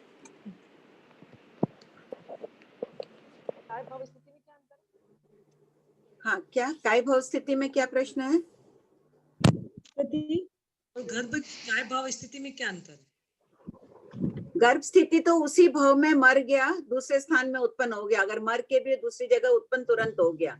काय भाव स्थिति में दूसरी जगह नहीं, उसी माँ के गर्भ में वही उसी समय उत्पन्न हो जाना, 1 2 3 समय में। आंटी कलुष और किल्विश का शाब्दिक अर्थ एक बार लिखवा दीजिए ना। कलुष यानी खराब, किल्विश यानी पाप रूप। किल्विशी देवता, पाप भावना, पाप समझ लो उसको, खराब है, पाप है। धन्यवाद आंटी। जय जिनेंद्र आंटी। हाँ जय जिनेंद्र। आंटी, अगर कोई जीव 12 वर्ष तक माँ के गर्भ में रहता है, फिर वो काल करता है, तो वो तो उसका मृत शरीर रहता है, वो क्या उसी गर्भ में ही रहता है? नहीं, फिर देखो अब आजकल डॉक्टर का वो गल के और निकल जाते हैं अपने आप, वो लोथड़े रूप में निकल जाता है। तो जैसे 9 महीने में तो जीव पूरा एकदम बच्चे के जैसे बड़ा हो जाता है, तो हाँ, वो 12 वर्ष में तो वो और कितना बड़ा हो जाएगा। नहीं, जरूरी नहीं है ना कि बड़ा हो ही, वो छोटे से रूप में ही पड़ा है और निकल गया, वापिस वही उत्पन्न हो गया। और बड़ा भी हो तो भी वो स्वभाव, जीव स्वभाव है, इतने वर्ष रहा, उसका सारा वैसे ही निकल जाता है। अच्छा, जैसे मलमूत्र निकलते हैं वैसे वो भी वो निकल जाता है। और फिर वापस 4 समय के अंदर वो उसी जगह वापस उत्पन्न भी हो जाता है। 4 समय तो लगेंगे ही नहीं, 1 2 3, ज्यादा से ज्यादा 3 भी नहीं लगेंगे 1 या 2 समय में। जीव कहीं भी 14 रज्जु दूर नीचे अधोलोक का जीव है, ऊर्ध्व लोक में 1 समय में भी उत्पन्न हो जाएगा। आगे बहुत विषय आएगा ये विग्रह गति का, उससे अधिक समय जीव को नहीं लगता है, ये वर्णन आगे के थोकड़ों में आ जाएगा।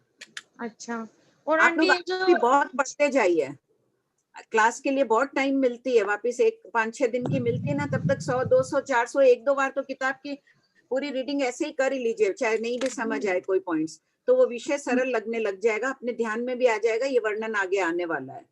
बरोबर। आंटी और एक डाउट है, जो बुक में है कि गर्भ का जीव सोता बैठता उठता है सब करता है, लेकिन कहीं कहीं बोला जाता है कि वो एक ही पोजीशन में 9 महीने तक रहता है। नहीं नहीं, भगवान महावीर क्यों हलन चलन बंद किए थे? सोचे ना मैं हिलता चलता हूँ तो उनको माँ को तकलीफ पर होती है। बैठने का तो कहीं नहीं सुना कि जीव बैठता भी है। तो शास्त्रकार कह रहे हैं बैठने का मतलब उस आकार में हो जाता है, थोड़ा बैठने जैसे, ऐसे टेढ़ा हो जाता है, सो जाता है थोड़ा। ठीक है आंटी, थैंक यू। मैम हाँ मैम बोलिए। एक रिक्वेस्ट करना था कि मतलब डाउट होता है ना एट ए टाइम पूछने के लिए, मतलब फिर ज्यादा लोग है ना मैम, बार बार एक एक डाउट के लिए फिर अनम्यूट नहीं हो पा रहा है, फिर जितने भी डाउट है एट ए टाइम क्लियर करने के लिए बोल दीजिए ना मैम। हाँ 10 मिनट दे दीजिए ना, डाउट्स का कितने हो गए, 5 मिनट और कितने बजे तक क्लास है आज? मैम अभी तक एक्चुअली मैसेज नहीं आया, तो 3:30 तक हो जाएगा फिर। अच्छा ठीक, हाँ 5 मिनट और दे दीजिए, थोड़ा जल्दी जल्दी पूछ लीजिए ना, फिर आगे भी पढ़ते हैं, लोगों दूसरों को अंतराय आ रही है, इसलिए जल्दी बोल दीजिए।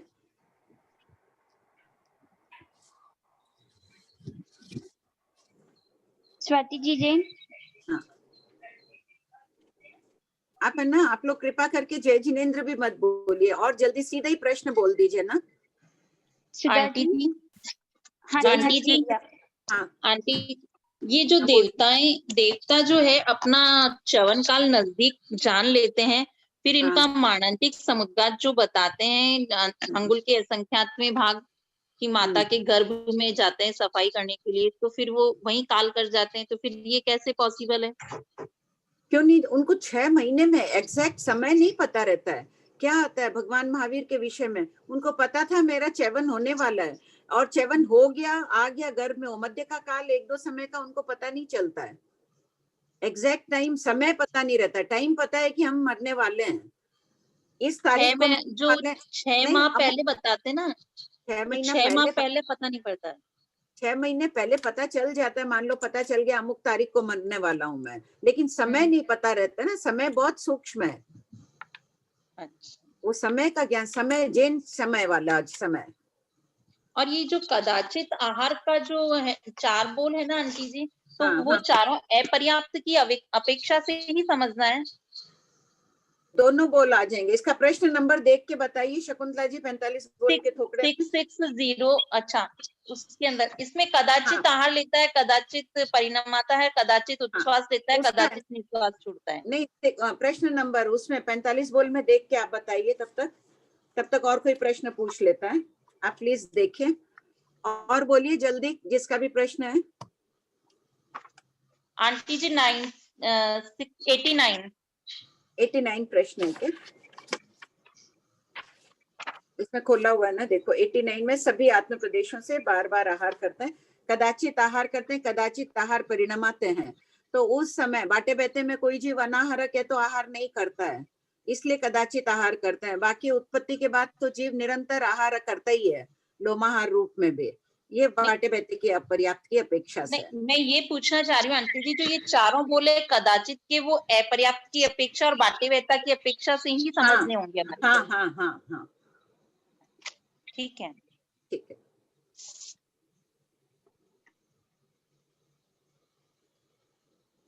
नहीं, निश्वास तो बाटे बहते की अपेक्षा नहीं आएगा ना, उश्वास निश्वास तो पर्याप्त होने अपर्याप्त अवस्था में है। आहार का बाटे व्यत्यय का ले लेंगे, बाकी बोल तो अपर्याप्त में हो जाएंगे कदाचित। बाटे व्यत्यय और अपर्याप्त दोनों। ठीक है, प्लीज जल्दी बोलिए, 8 जने हैं।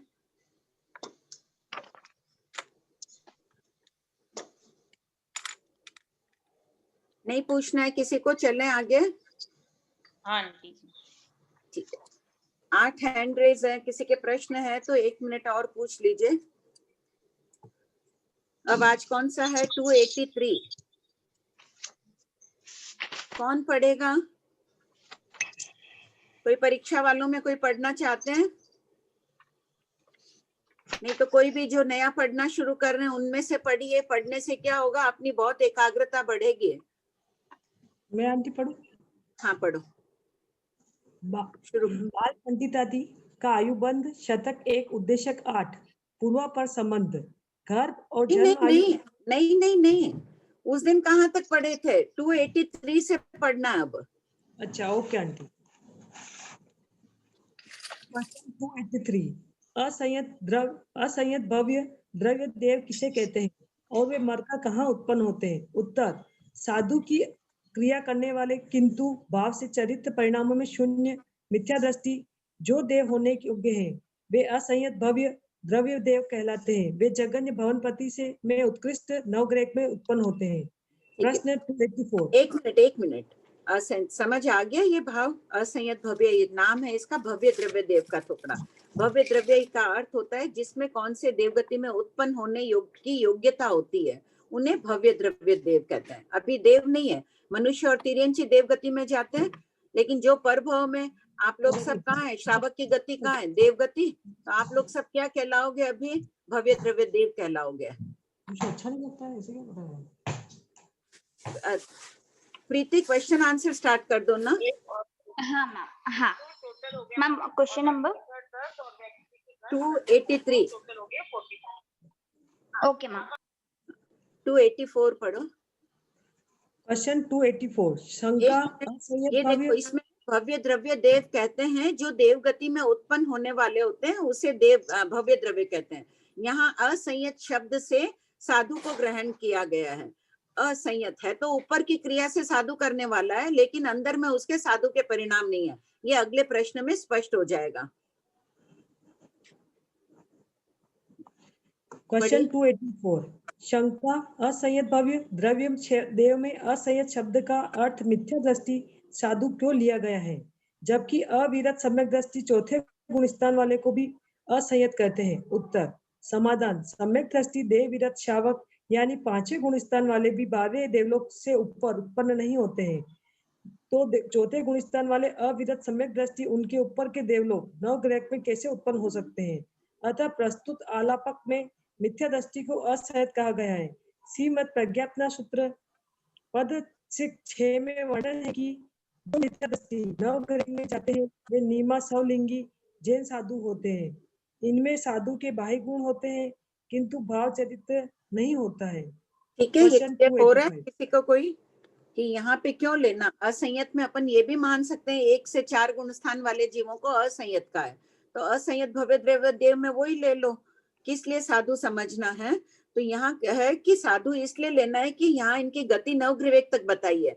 नवग्रवेक में जैन साधु ही जाते हैं, चाहे मिथ्या दृष्टि हो, अभवी भी नवग्रवेक में जाते हैं, अनंत बार और प्रत्येक अभवी जाता है, लेकिन वो जैन साधु का पालन करके ही नवग्रवेक में जा सकता है। जैन साधु का पालन किए बिना इतना पुण्य अर्जित नहीं कर सकता है कि नवग्रवेक प्रायोग्य पुण्यवानी बांध ले। इसलिए उसके उत्कृष्ट बताए नवग्रवेक, इसलिए यहाँ पे असंयत शब्द में जैन साधु को ग्रहण किया गया है। मिथ्या दृष्टि, अगर किसी के पास बुक है थोड़ा करेक्शन कर लो 4th लाइन में। अतः प्रस्तुत आलापक में मिथ्या दृष्टि साधु को असंयत कहा गया है।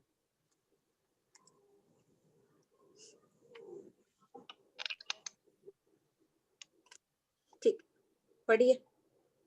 क्वेश्चन 285 अविरत किसे कहते हैं? उत्तर, पापों का त्याग करने में जो रुचिशील न हो या अप्रत्याख्यानावरण कषाय के उदय के कारण जो त्याग करने में असमर्थ हो, वे अविरत कहलाते हैं। एक होमवर्क लिख लीजिए आप लोग कि इसमें ना मोहिनी कर्म की 28 प्रकृतियां एकदम अच्छी तरह से कर लीजिए। शास्त्र पढ़ते हैं बहुत जगह, अभी आगे अपने प्रश्नोत्तर चलने वाले हैं संकेत प्राप्ति और के क्रम।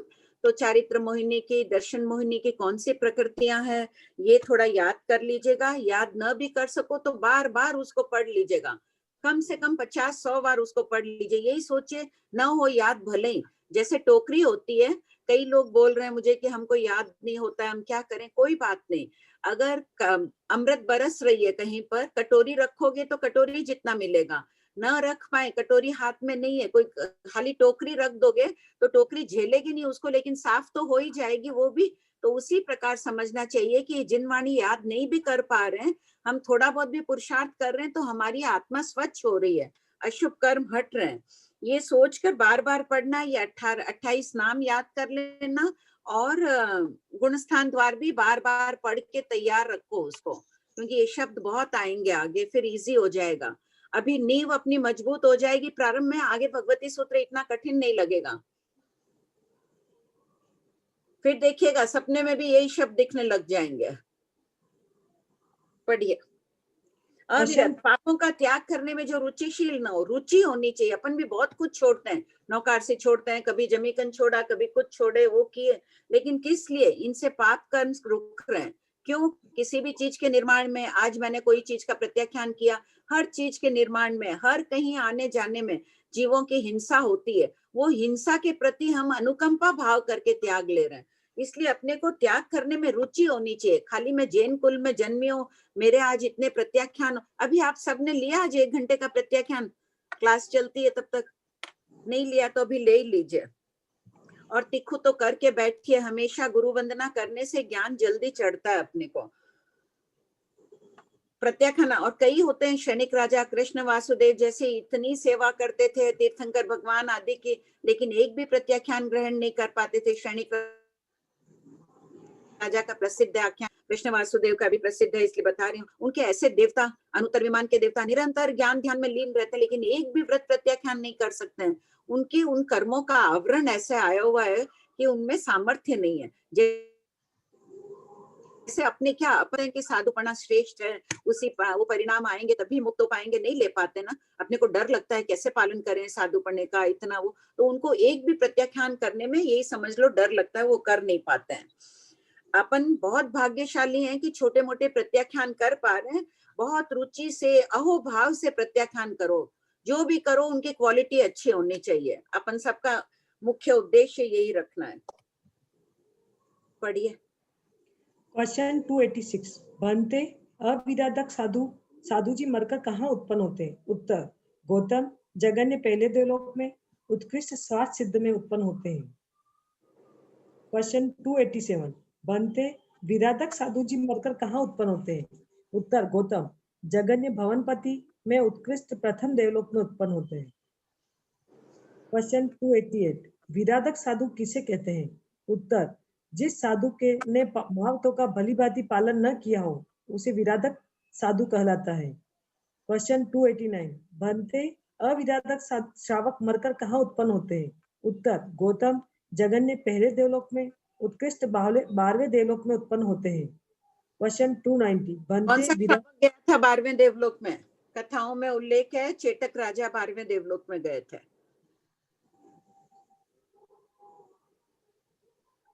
क्वेश्चन 290, बनते विराधक श्रावक मरकर कहाँ उत्पन्न होते हैं? उत्तर, गौतम जगन्य भवनपति में उत्कृष्ट ज्योतिषी में उत्पन्न होते हैं। क्वेश्चन 291, विराधक श्रावक किसे कहते हैं? उत्तर, समकित में तथा लिए हुए व्रतों में दोष लगाने वाला श्रावक विराधक श्रावक कहलाता है। अपन को कोई को विराधक नहीं रहना है। छद्मस्त है, बहुत गलतियां होती है, समकित में भी दोष लगा लेते हैं, पचकांड भी टूट जाते हैं आदि। जो जो हो लिख कर प्रायश्चित लेकर शुद्ध होकर जाना है यहाँ से। किसी भी हालत में अपन लोग निश्चय कर ले, गुरु भगवंतों के पास जाकर अपना प्रायश्चित स्वीकार कर लेना चाहिए। विराधक बनकर नहीं जाना है। एकदम अपनी अपनी किताबों में हेडिंग में कर लो कि विराधक बनकर नहीं जाना, आराधक श्रावक बनकर जाना है हमें। आराधक साधु बनकर जाओ, सर्वश्रेष्ठ है। 3 मनोरथ का चिंतन करो, उससे बड़ी तो कोई बात ही नहीं है। लेकिन जब तक श्रावक पढ़ने में है विराधना हो जाती है, लेकिन भगवान ने प्रायश्चित का भी उत्तम मार्ग बताया है। ले लेना गुरुदेव से, साधु साध्वी जो भी संपर्क में आए लिख के रखो। बढ़िया। क्वेश्चन 292 अपने हो रहा है ना अपना एम। विराधक मतलब ये लिखा हुआ है ना परिभाषा 291 में, देखिए समकित में सम्यक दृष्टि कुछ नहीं है। क्यों सिर्फ मैं जैन धर्म पर श्रद्धा रखूं, सब ठीक है, सब धर्म अच्छे हैं, ये धर्म नहीं करूं, लाइट पंखा नहाऊं धोऊं, मैं किस लिए पाप कर्म मानूं, इसलिए जिन वाणी के विरुद्ध आचरण करना, सम्यक में दोष लगाना। पचकान टूट गया तो क्या हुआ, मैं कल और कर लूंगा, आज छोड़ दो, मेरे को कोई पचकान तोड़ने का मन में भय ही नहीं है। ये सब विराधना के लक्षण होते हैं। तो इस तरह का कोई भी दुष्कार्य किया है पाप कर्म के प्रति, पचकान के प्रति और संकित के प्रति, तो उसका प्रत्याख्यान कर लेना मरासा से। भूलना मत, सब कोई लिख लो। अपना एक तो सर्वश्रेष्ठ है मोक्ष की अभिलाषा यानी संवेग भाव बढ़ाना है, दूसरा विराधक नहीं बनना है। और लगता ही है, लगा ही होगा, प्रतिक्रमण आदि में अपन संवत्सरी के दिन कर भी लेते हैं, फिर भी याद कर करके वापस ले लेना गुरुदेव से।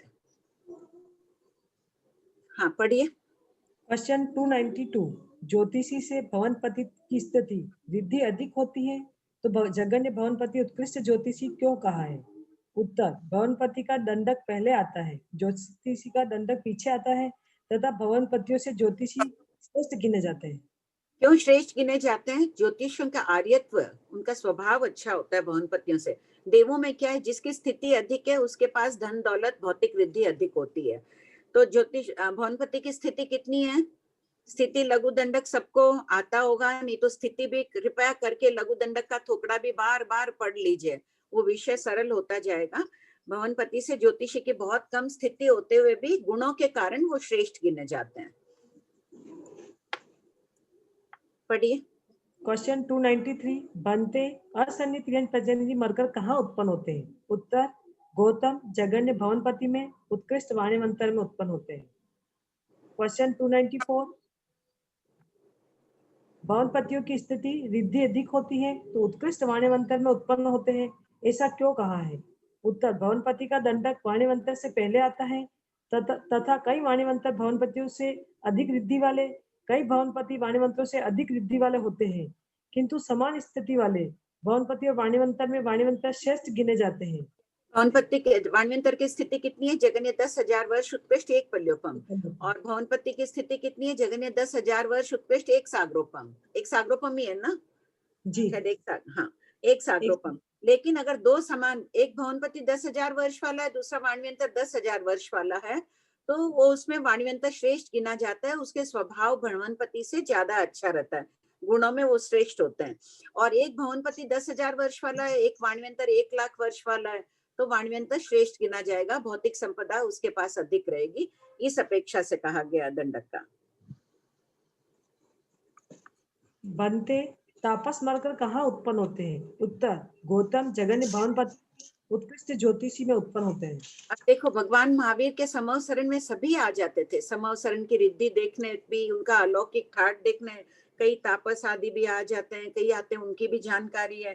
अरे हम मरकर कहाँ जाएंगे आदि गौतम स्वामी पूछ रहे, हम ज्योतिषी तक के अनुत्तर विमान का नाम सुना हुआ है, हम वहां तक क्यों नहीं जाते हैं? उनकी जिज्ञासा बढ़ती है तो वो और ज्ञान करते हैं, वो भी संकेत प्राप्त कर लेते हैं और मोक्ष के रास्ते पर चलने लग जाते हैं। इसलिए प्रत्येक जीव का बताया गया है। तापस को भी जानकारी हो जाती है कि हमारी गति कहाँ तक होती है, आदि आदि। पढ़िए। क्वेश्चन 296 तापस किसे कहते हैं? उत्तर, वृक्षों से गिरे हुए फल, फूल, पत्ते आदि को खाकर उदर निर्वाह करने वाला बाल तपस्वी तापस कहलाता है। क्वेश्चन 297 बनते का दर्पिक साधु मरकर बाल किसे? या बच्चा नहीं समझना, बाल शब्द का अर्थ है जो अपचकानी होता है, जिसमें सम्यक दर्शन नहीं होता है। मिथ्या दृष्टि जीव भी बहुत तपस्या करते हैं, तो यहाँ बाल तपस्वी उसे समझना। क्वेश्चन 297 बनते का दर्पिक साधु मरकर कहाँ उत्पन्न होते हैं? उत्तर, गौतम जगन्य भवनपति में उत्कृष्ट पहले देवलोक में उत्पन्न होते हैं। क्वेश्चन 298 का दर्पिक साधु किसे कहते हैं? उत्तर, चरित्र वेश में रहते हुए भी हास्यशील होने के कारण जो साधु विदूषक के समान चेष्टा करता है अथवा कंदर्प काम संबंधी वार्तालाप करने वाला साधु भी कादर्भिक कहलाता है। क्वेश्चन 299 बनते चरक परिवाचक मरकर कहाँ उत्पन्न होते हैं? उत्तर गौतम जगन्य भवनपति में उत्कृष्ट 5वें देवलोक में उत्पन्न होते हैं। क्वेश्चन 300 चरक परिवाचक किसे कहते हैं? उत्तर गेरुए या भगवे वस्त्र पहनकर सामूहिक भिक्षा द्वारा आजीविका करने वाला त्रिदंडी कच्छोतट आदि अथवा कपिल ऋषि के शिष्य चरक परिवाचक कहलाते हैं। यहाँ देखिए अपना 10% हो गया है। 3000 में से 10% निकल गया।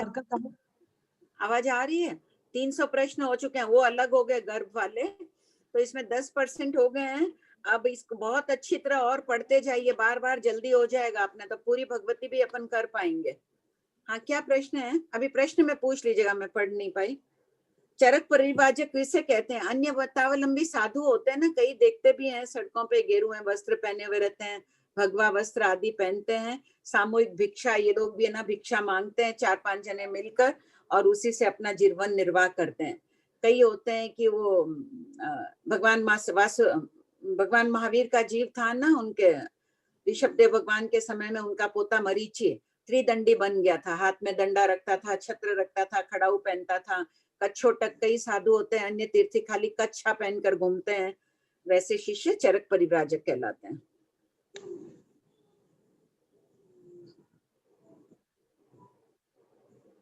पढ़िए।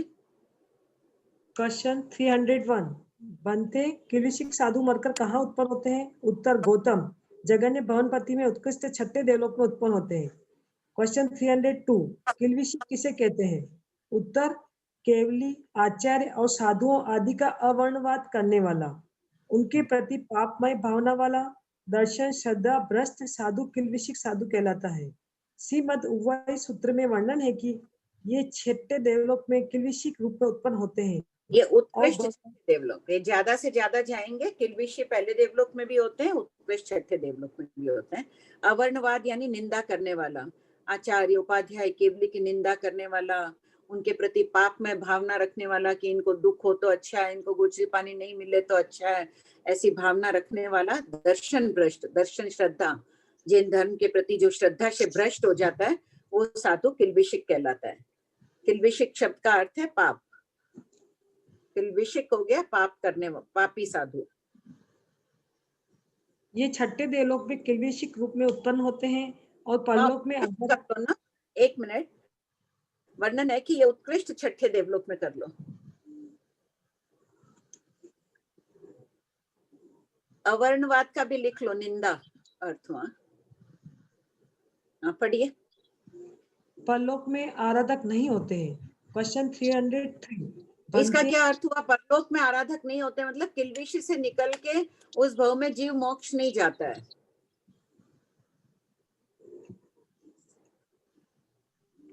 साधु आदि भी बन जाएंगे लेकिन आराधक नहीं बनेंगे उस भव में। वो आराधक कहते हैं कि जो समकित आयुष बंद करे उस समय सम्यक दृष्टि रूप में हो, तो वो आराधक नहीं बनते लेकिन साधु बन सकते हैं। गति आगति में आगति बताई है ना साधु में, किलविशिक के भी। गति आगति किसके चल रही है? हैंड रेज करके मैसेज दे दीजिए। किलविशी में गति बताई है ना साधु के, साधु की आगति में किलविशिक भी लिया गया। हाँ पढ़िए आगे। क्वेश्चन 303 बनते त्रियंज प्रचंडी मरकर कहाँ उत्पन्न होते हैं? उत्तर गौतम जगन्य भवनपति में उत्कृष्ट 8वें देवलोक में उत्पन्न होते हैं। क्वेश्चन 304 क्या मिथ्या दृष्टि त्रियंज भी 8वें देवलोक तक जाते हैं? उत्तर हाँ, मिथ्या दृष्टि त्रियंज भी 8वें देवलोक तक जाते हैं। श्रीमद् भगवती सूत्र का 24वां शतक देखें। क्वेश्चन 305 बनते आजीवक गोशालक मत के साधु मरकर कहाँ उत्पन्न होते हैं? उत्तर गौतम जगन्य भवनपति में उत्कृष्ट 12वें देवलोक में उत्पन्न होते हैं। क्वेश्चन 306 आजीविक मत किसे कहते हैं? उत्तर जो लब्धि पूजा ख्याति आदि के लिए चरित्र का पालन करके आजीविका करते हैं वे आजीवक कहलाते हैं। क्वेश्चन 307 लोग होते हैं ना, नाम हो जाएगा बहुत, ये हो जाएगा, इसलिए भी तपस्या आदि करते हैं। धर्म का पालन करते हैं कि लोग बहुत धर्मात्मा बोलेंगे, मैं बहुत ये करूंगी, उस भावना से करने वाले आजीविक कहलाते हैं। 307 क्या गौशाला का आजीविक मत विद्यमान है? उत्तर नहीं है। क्वेश्चन 308 बनते आभियोगिक मरकर कहाँ उत्पन्न होते हैं? उत्तर गौतम जगन्य भवनपति में, उत्कृष्ट 12 देवलोक में उत्पन्न होते हैं। क्वेश्चन 309 आभियोगिक किसे कहते हैं? उत्तर जो विद्या मंत्र तंत्र यंत्र बुद्धि कर्म मंत्री राखादि प्रश्न देवों को उत्तर पूछकर निमित्त लाभ अलाभ आदि बताकर आदि के प्रयोग द्वारा दूसरे को आकर्षित करता है, वशीभूत करता है, वह आभियोगिक कहलाता है। यहाँ आभियोग करने वाला चरित्रवान साधु विवक्षित है।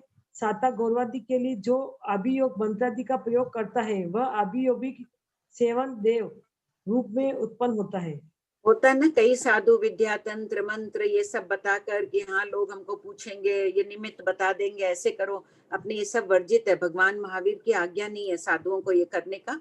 फिर भी छद्मस्तावश कोई कर लेते हैं ऐसे, तो वो पाप कर्म ही कर रहे हैं, हिंसा ही होती है इन सब से, और वे अभियोगिक यानी देवलोक में भी जाते हैं तो सेवक ही बनते हैं। ऐसा कुछ एक ग्रंथों में मिल रहा है कि वे अभियोगिक देव रूप में उत्पन्न होते हैं। अभियोगिक जैसे सेवक नौकर कहते हैं ना, वहां अभियोगिक देव कहलाते हैं। देवगति में जो काम करने वाले होते हैं वो। क्वेश्चन 310 बनते दर्शन भ्रष्ट स्वलिंगी जैन साधु मरकर कहाँ उत्पन्न होते हैं? उत्तर गौतम दर्शन भ्रष्ट स्वलिंगी निन्वादी जगन्य भवनपति में, उत्कृष्ट ऊपर के ग्रेवेक में उत्पन्न होते हैं। क्वेश्चन 311 निह किसे कहते हैं? उत्तर जो व्यक्ति तीर्थंकर भगवान के सिद्धांत को मानता हुआ भी किसी एक बात में विरोध करके फिर एक अलग मत का प्रवर्तक बन जाता है उसे निह कहते हैं। देखो यहाँ भी भंते गौतम शब्द आ गया। जितनी बार आए अपने को इस 1 घंटे में एकदम ओतप्रोत होना है। भंते गौतम साक्षात अनुभूति करो। प्रीति प्रश्नोत्तर है 8 जनों के इस चैप्टर संबंधित। थोड़ा प्लीज जल्दी जल्दी पूछ लीजिएगा ना। सुधा जी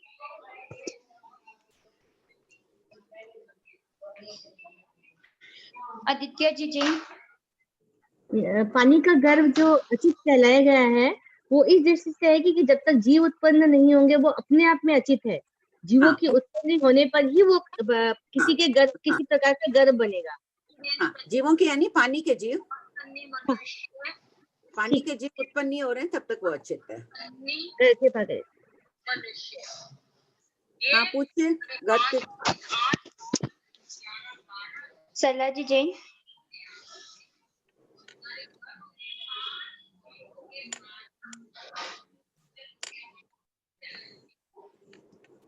सरला जी चाची। सरला जी जैन। हेलो। हाँ बोलिए।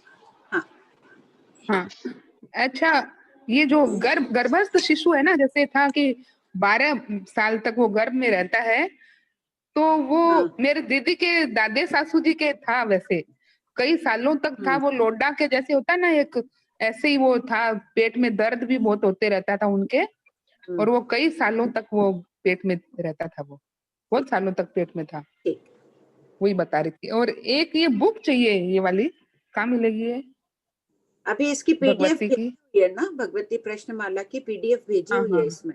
एक बार आप प्रिंट आउट ले लीजिए ना उसमें से। ठीक। और प्रतिभा जी। हेलो भाभी जी। 5 टावर है, उसको 5 क्रिया क्यों लगती है? 5 टावर मिथ्या दृष्टि है, इसलिए उनको परिग्रह क्या होता है उनका? आसक्ति। पचकांड न लो तब तक परिग्रह की क्रिया लगती रहती है। कोई टावर में क्या होता है? तो बस अविरति शस्त्र बताया है।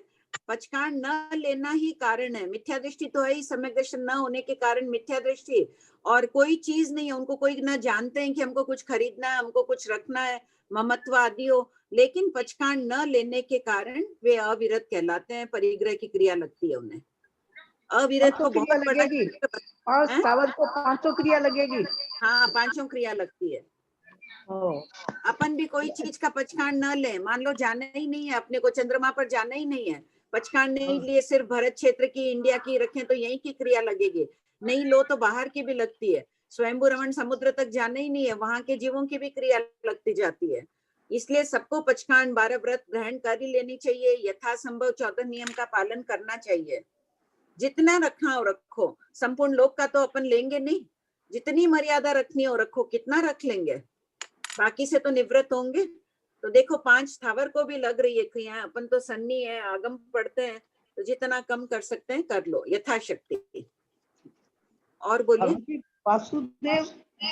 वासुदेव जी है वो पचकान नहीं लेते हैं। हाँ। किंतु अगर वो भाई के लिए गज कुमार के लिए किया था तो वो फिर कैसे किया? वो पुण्य तो मिला ही। कृष्ण वासुदेव को धर्म दलाली किए, इतनों को दीक्षा दिलाए, तो तीर्थंकर गोत्र बांध लिया। लेकिन पहले के उनके निकाचित कर्म बांधे हुए थे, इतना निदान जब तक उनका पूर्ण नहीं होता है तब तक वो पचकांड नहीं ले सकते हैं। पुण्य भी तो बांधा, भविष्य में तीर्थंकर बन रहे हैं ना। नहीं भविष्य में बन रहा है, किंतु वो गज कुमार के लिए तो बोल रहा है ना, कोई त्याग पचकांड लेता ही नहीं है, तो कैसे तेला किया? क्या कैसे किया समझ नहीं आया प्रश्न मेरे को। मतलब वासुदेव जी त्याग पचकांड नहीं करते हैं। हाँ। कृष्ण वासुदेव अपने भाई गज कुमार के लिए तेला किया था। वो सांसारिक लालसा से किए, वो आध्यात्मिक सांसारिक की, मुझे देवता को बुलाना था, देवता उनके अधीन रहते हैं, लेकिन देवताओं का भी उपयोग नहीं जाता है। आज आपको भी कोई काम किसी से कराना है, फोन करके बोल देंगे, तो उस काल में उनका तेला करते थे, तब वो देवता का आसन कंपायमान होता, वो आकर देखता और उनका इच्छित कार्य कर देता था। भौतिक लालसा के लिए किए थे कि मुझे भाई चाहिए, इसलिए उन्होंने तेला देवता को बुलाने के लिए किया। बहुत अंतर है मोक्ष के हेतुभूत करना और भौतिक लालसा के लिए करना। मेरे घर में उसकी तबीयत ठीक हो जाए इसलिए मैं तेला कर रही हूँ, तो उससे अधिक पुण्य, उससे अधिक निर्जरा होती सामान्य मोक्ष की अभिलाषा के लिए करते तो। ठीक है, और कोई प्लीज जल्दी जल्दी पूछ लीजिए, अभी अपना 10 मिनट हो जाएगा प्रश्नोत्तर का। सुधा जी। कंचन भाई, हाँ, वो पचकांड करना है तो मतलब कुछ भी करो उसमें वो सब पचकांड में ही आ जाएगा ना। जो पचकांड करो उसको तोड़ो मत। हाँ, तोड़ेंगे तो विराधक हो जाएंगे, तो विराधक हो जाएंगे। हाँ ठीक बात। वंदना जी जैन। आंटी, जो विकौरविक सेना का बताया गया था, तो वो सेवा का निर्माण कहाँ होता है? वो भाव रूप से ही होता है कि गर्भ के बाहर अंदर कहाँ होता है?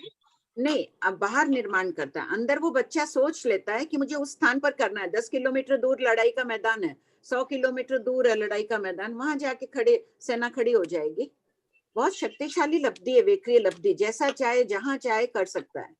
हजारों किलोमीटर दूर भेज देगा वेक्रिय रूप। आत्मप्रदेश द्रव्य रूप से भी इतनी बड़ी सेना का निर्माण हो सकता है? सिर्फ सोचते नहीं, सोचो नहीं, सब होता है, कोई चीज असंभव नहीं है। शास्त्र का एक भी शब्द कोरा काल्पनिक नहीं है, सब यथार्थ है, ऐसा होता है। एक और डाउट है, जो किल्विष्टिक साधु लिखा है, परलोक में आराधक नहीं होते, तो वो कभी भी आराधक नहीं बन सकते फिर एक बार अगर वो हो गए तो? बनेगा, उस भाव में आराधक नहीं बनेगा। किल्विष्टि देवता से निकलकर मनुष्य में आएगा, चाहे साधु बन जाओ, लेकिन उस भाव में आराधक नहीं बनेगा। आराधक किसे कहते हैं? जो संकित में आयुष बांधे, वो आराधक है। वो फिर अन्य गतियों में नहीं जाता है। ये जब तक आराधक नहीं बने तब तक तो संभावना है फिर परिवाही हो जाएगा, फिर गिरकर मिथ्या दृष्टि बन सकता है, कुछ भी हो सकता है। अच्छा, एक और डाउट, आपने जो बोला प्रत्याख्यान बढ़ाने चाहिए, तो प्रत्याख्यान बढ़ाने के लिए अंतराय कैसे तोड़े जा सकते हैं? वो अपना पुरुषार्थ है, जितना है। मैं भी 1 घंटा कुछ नहीं खा रही हूँ, ले लिया, कोई किसी भी ढंग से छोटे मोटे भी बढ़ाओ, स्वयं का संकल्प मजबूत होना चाहिए। ओके, कृपा करें आंटी जी। आंटी जी, इस पे लिखा है जीव मस्तक या पैर के द्वारा आता है तो ठीक है, और टेढ़ा आता है तो मृत्यु को प्राप्त होता है। जबकि अभी जैसे डॉक्टर लोग सर्जरी करते हैं और फिर बच्चे को निकालते हैं, तो फिर उसमें क्या मानेंगे? ठीक है, सामान्यतः है तो उसके बहुत पुण्य कर्म का उदय आगम के अनुसार नहीं होना चाहिए। कोई ना कोई वो कष्ट, एक बार भी कोई जीव कष्ट पा रहा है तो पाप ही हो गया। अभी मेरा सर दर्द दुख हो रहा है समझ लो, तो मेरे असाता वेदनी का उदय हुआ, तो इस समय के लिए तो पाप कर्म का उदय हुआ ही है। ठीक है, नहीं मतलब मृत्यु को प्राप्त करता है, उसमें बच जाता है। शास्त्रकार कह रहे हैं कि अगर नहीं उसको निकाला जाए, ऑपरेशन आदि शल्य चिकित्सा न हो, तो वो मर जाता है टेढ़ा आने वाला। और ये काय बोलेंगे तो बोलेंगे। वर्ष की हमने कही, तो माता की काय स्थिति मनुष्य ने की 24 वर्ष, तो उसमें जैसे गर्भ में आया, काय भव स्थिति शब्द दिया, काय स्थिति यहाँ शब्द नहीं दिया, प्रज्ञात्मा में काय भव स्थिति। तो मतलब नहीं, गर्भ की बात चल रही है ना यहाँ, इसलिए इन्होंने अलग शब्द लगाया काय भव स्थिति। जी, तो ये काय भव स्थिति जो 24 वर्ष की है, तो वो कंटिन्यूएशन में 24 वर्ष मतलब बस उसी गर्भ में रह सकता है। तो वो कितने भाव की अपेक्षा मानेंगे? क्योंकि अपन 2 से 8 भाव बोलते हैं ना जघन्य में, फिर 8 भाव में वो 24 वर्ष हो जाएंगे, कैसे लेंगे? 8 भाव में तो 24 वर्ष क्यों नहीं हो सकते हैं? 8 भाव तो अंतर मुहूर्त में भी हो सकता है। नहीं तो वो अंतर मुहूर्त का अंतर मुहूर्त में 8 भाव कर लिया वो। हाँ, लेकिन ये 24 वर्ष हाईएस्ट घटाना है ना, मतलब 24 वर्ष उत्कृष्ट, वो थोड़े से समझ में। आपका प्रश्न है कि 24 वर्ष में 8 भाव कर सकता है क्या? वो बार बार मरकर उसी गर्भ में हो सकता है? क्योंकि गर्भ में जनरली अपन 9 महीने ये बात भी बोल रहे हैं कि 12 वर्ष वाली आएगी तब तो अपन कर ले। हाँ, यहाँ उत्कृष्ट बताया, मध्यम भी हो ही सकते हैं। जगन ये बता दिया है, उत्कृष्ट बता दिया 24 वर्ष, तो 24 वर्ष में यहाँ 2 से व्याख्या कर दी, उसी भाव में रहकर। जब 12 वर्ष रह सकता है, 8 वर्ष रह के भी पुनः हो गया, 4 भाव कर लिए, संभव है, निषेध नहीं है, इसलिए इसको माना जा सकता है। बहुत अच्छा प्रश्न है, गम्मक से निकाला है इसको, कभी उपयोग ही नहीं गया। किसने पूछा था? ठीक, पूछिए नेक्स्ट प्रश्न। आंटी, हाँ, जैसे ये जो बोले निंदा करने वाले जो साधु होते हैं वो छठे देवलोक तक जाते हैं, और जो निन्हा होते हैं वो ग्रेवेक तक के जाते हैं।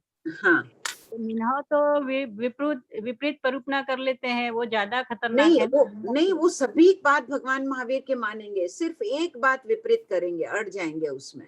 हाँ, लेकिन वो तो गलत है ना। लेकिन निंदा करने वाले मानते हैं, लेकिन निंदा करते तो ठीक है। लेकिन आचार्य उपाध्याय की अशातना करने वाला ये पुण्य अधिक अर्जित कर लेते हैं जो निंदा होते हैं, क्योंकि साधु पर्याय रूप में, तो इसको ज्यादा खराब बताया ना कि निंदा करना केवली आचार्य साधु आदि के, उनका अवर्णनाद करना बहुत बड़ी अशातना है।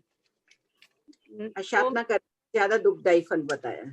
निंदा होने के बाद में भी अगर वो बाकी सब बातें अगर भली बातें अच्छी तरह से पाल रहे हैं तो वो निंदा नहीं कर रहा है, वो सिर्फ एक मत बना लेता है कि नहीं ये नहीं है, ये ऐसे होगा। जैसे कोई बात अपन भी कर लेते हैं तो अपन निंदा के भाव से नहीं, अगर कोई गलती हो जाए स्वीकार। अभी इन्होंने पूछा प्रश्न, मैंने गम्मक से कह दिया संभव है 8 भाव भी कर सकता है, क्योंकि कहीं निषेध नहीं है। मेरा ये आग्रह नहीं है कि बस अब वो 8 भाव कर ही सकता है, मैं निश्चित रूप से नहीं बोल रही हूँ। मैंने कहा कि कर सकता है, क्योंकि कहीं मना नहीं किया शास्त्र में। फिर भी मरासा से पूछा हुआ नहीं है, कोई लिख लो, पूछ ही लेना, ये ठीक ही रहेगा। लेकिन वो अड़ जाते हैं उस एक बात को लेकर। हाँ, तो वही वो मन में जानते हैं, हाँ बस भगवान ने बताया है कि फिर भी पुण्य अर्जित करना है। अभी भी तो पुण्य अर्जित कर लेता है, इतना नवग्रवेक में और ऊंचा चला जाता है। बिल्कुल श्रद्धा नहीं होती भगवान के प्रति।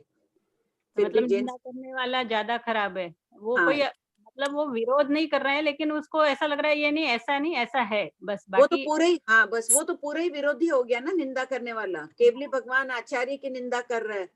अच्छा, पूरे धर्म का ही अवर्णवाद कर रहा है वो। Okay okay, thank you. Aunty, ये लिखा है सर्व आत्म प्रदेशों से उच्छ्वास लेता है, निश्वास छोड़ता है, यावत कदाचित श्वास लेता है और निश्वास छोड़ता है। इस लाइन का क्या मतलब हुआ? इसका हुआ कि श्वासोश्वास वर्गनाक के पुद्गलों को जब ग्रहण करता है तो सभी आत्म प्रदेशों से ग्रहण करता है। ये नहीं सोचना चाहिए कि अपने नाक तंत्र है तो नाक से ले रहे हैं, पृथ्विका आदि के नाक नहीं है तो पूरे शरीर से ले रहे हैं। सभी जीव 24 दंडक के जीव संपूर्ण आत्म प्रदेशों से खींच रहे हैं श्वासोश्वास वर्गनाक के पुद्गलों को, और निकाल रहे हैं तो भी अपने को अनुभूति हो रही कि नाक से सांस निकाल रहे हैं वापस, वो सभी आत्म प्रदेशों से निकल रही है। और कदाचित लेते हैं, कदाचित नहीं, जब तक श्वासोश्वास पर्याप्तिपूर्ण नहीं होती है तब तक श्वासोश्वास के पुद्गलों को ग्रहण नहीं करते हैं, इसलिए कदाचित शब्द है।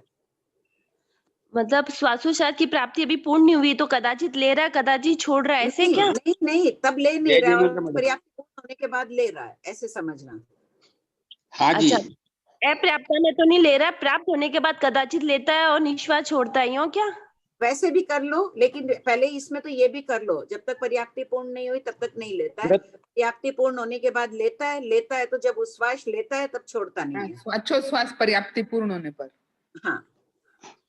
व्रत प्रत्याख्यान में लगने वाले, संकित में लगने वाले दोषों का प्रकटीकरण, प्रायश्चित लेना, क्या हम हमारे ही संप्रदाय के गुरुजनों के सानिध्य में रहने वाले साधु संत से ले सकते हैं, या हम गुरुदेव के पास जैसे आचार्य भगवान के पास नहीं पहुंच पाते हैं और कोई ऐसी स्थिति में आता कि वो नहीं पहुंच पाए, तो क्या हम प्रकटीकरण प्रायश्चित हमारे संप्रदाय के साधु साध्वी से ले सकते हैं? हाँ, ले सकते हैं। और क्या हमारा प्रतिक्रमण में जो हम दोषों का जो करते हैं प्रकटीकरण और प्रायश्चित लेते हैं, क्या उससे ये इसकी पूर्ति नहीं हो सकती? नहीं, उससे हो जाती है, कदाचित छूट जाता है ना, कोई दोष से किया हो, भूल गए हो, वहां नहीं प्रायश्चित हुई, उपयोग नहीं गया हो, वहां सब द्रव्य से ही ले रहे हैं, और जो ये होता है खाली प्रतिक्रमण से शुद्धि नहीं हुई, बड़ा पाप दोष से वन हो गया है, तो उससे तो फिर प्रायश्चित अंगीकार करना पड़ता है उसके लिए, चाहे जो भी उपवास मिलो, जितना भी गुरु देख लेते हैं ज्ञान में अपने। तो बड़े लेकिन हमारे गुरु जी के सानिध्यवर्ती साधु संतों से हम प्रकटीकरण और प्रायश्चित ले सकते हैं। हाँ, किसी से उसमें भी, हाँ, दोष नहीं है। दोष नहीं है। धन्यवाद। भावना वही है प्रायश्चित करने की, इसलिए दोष नहीं है, भाव निर्मल। धन्यवाद। हाँ, बोलिए। हाँ, हो गया प्रश्न? आगे।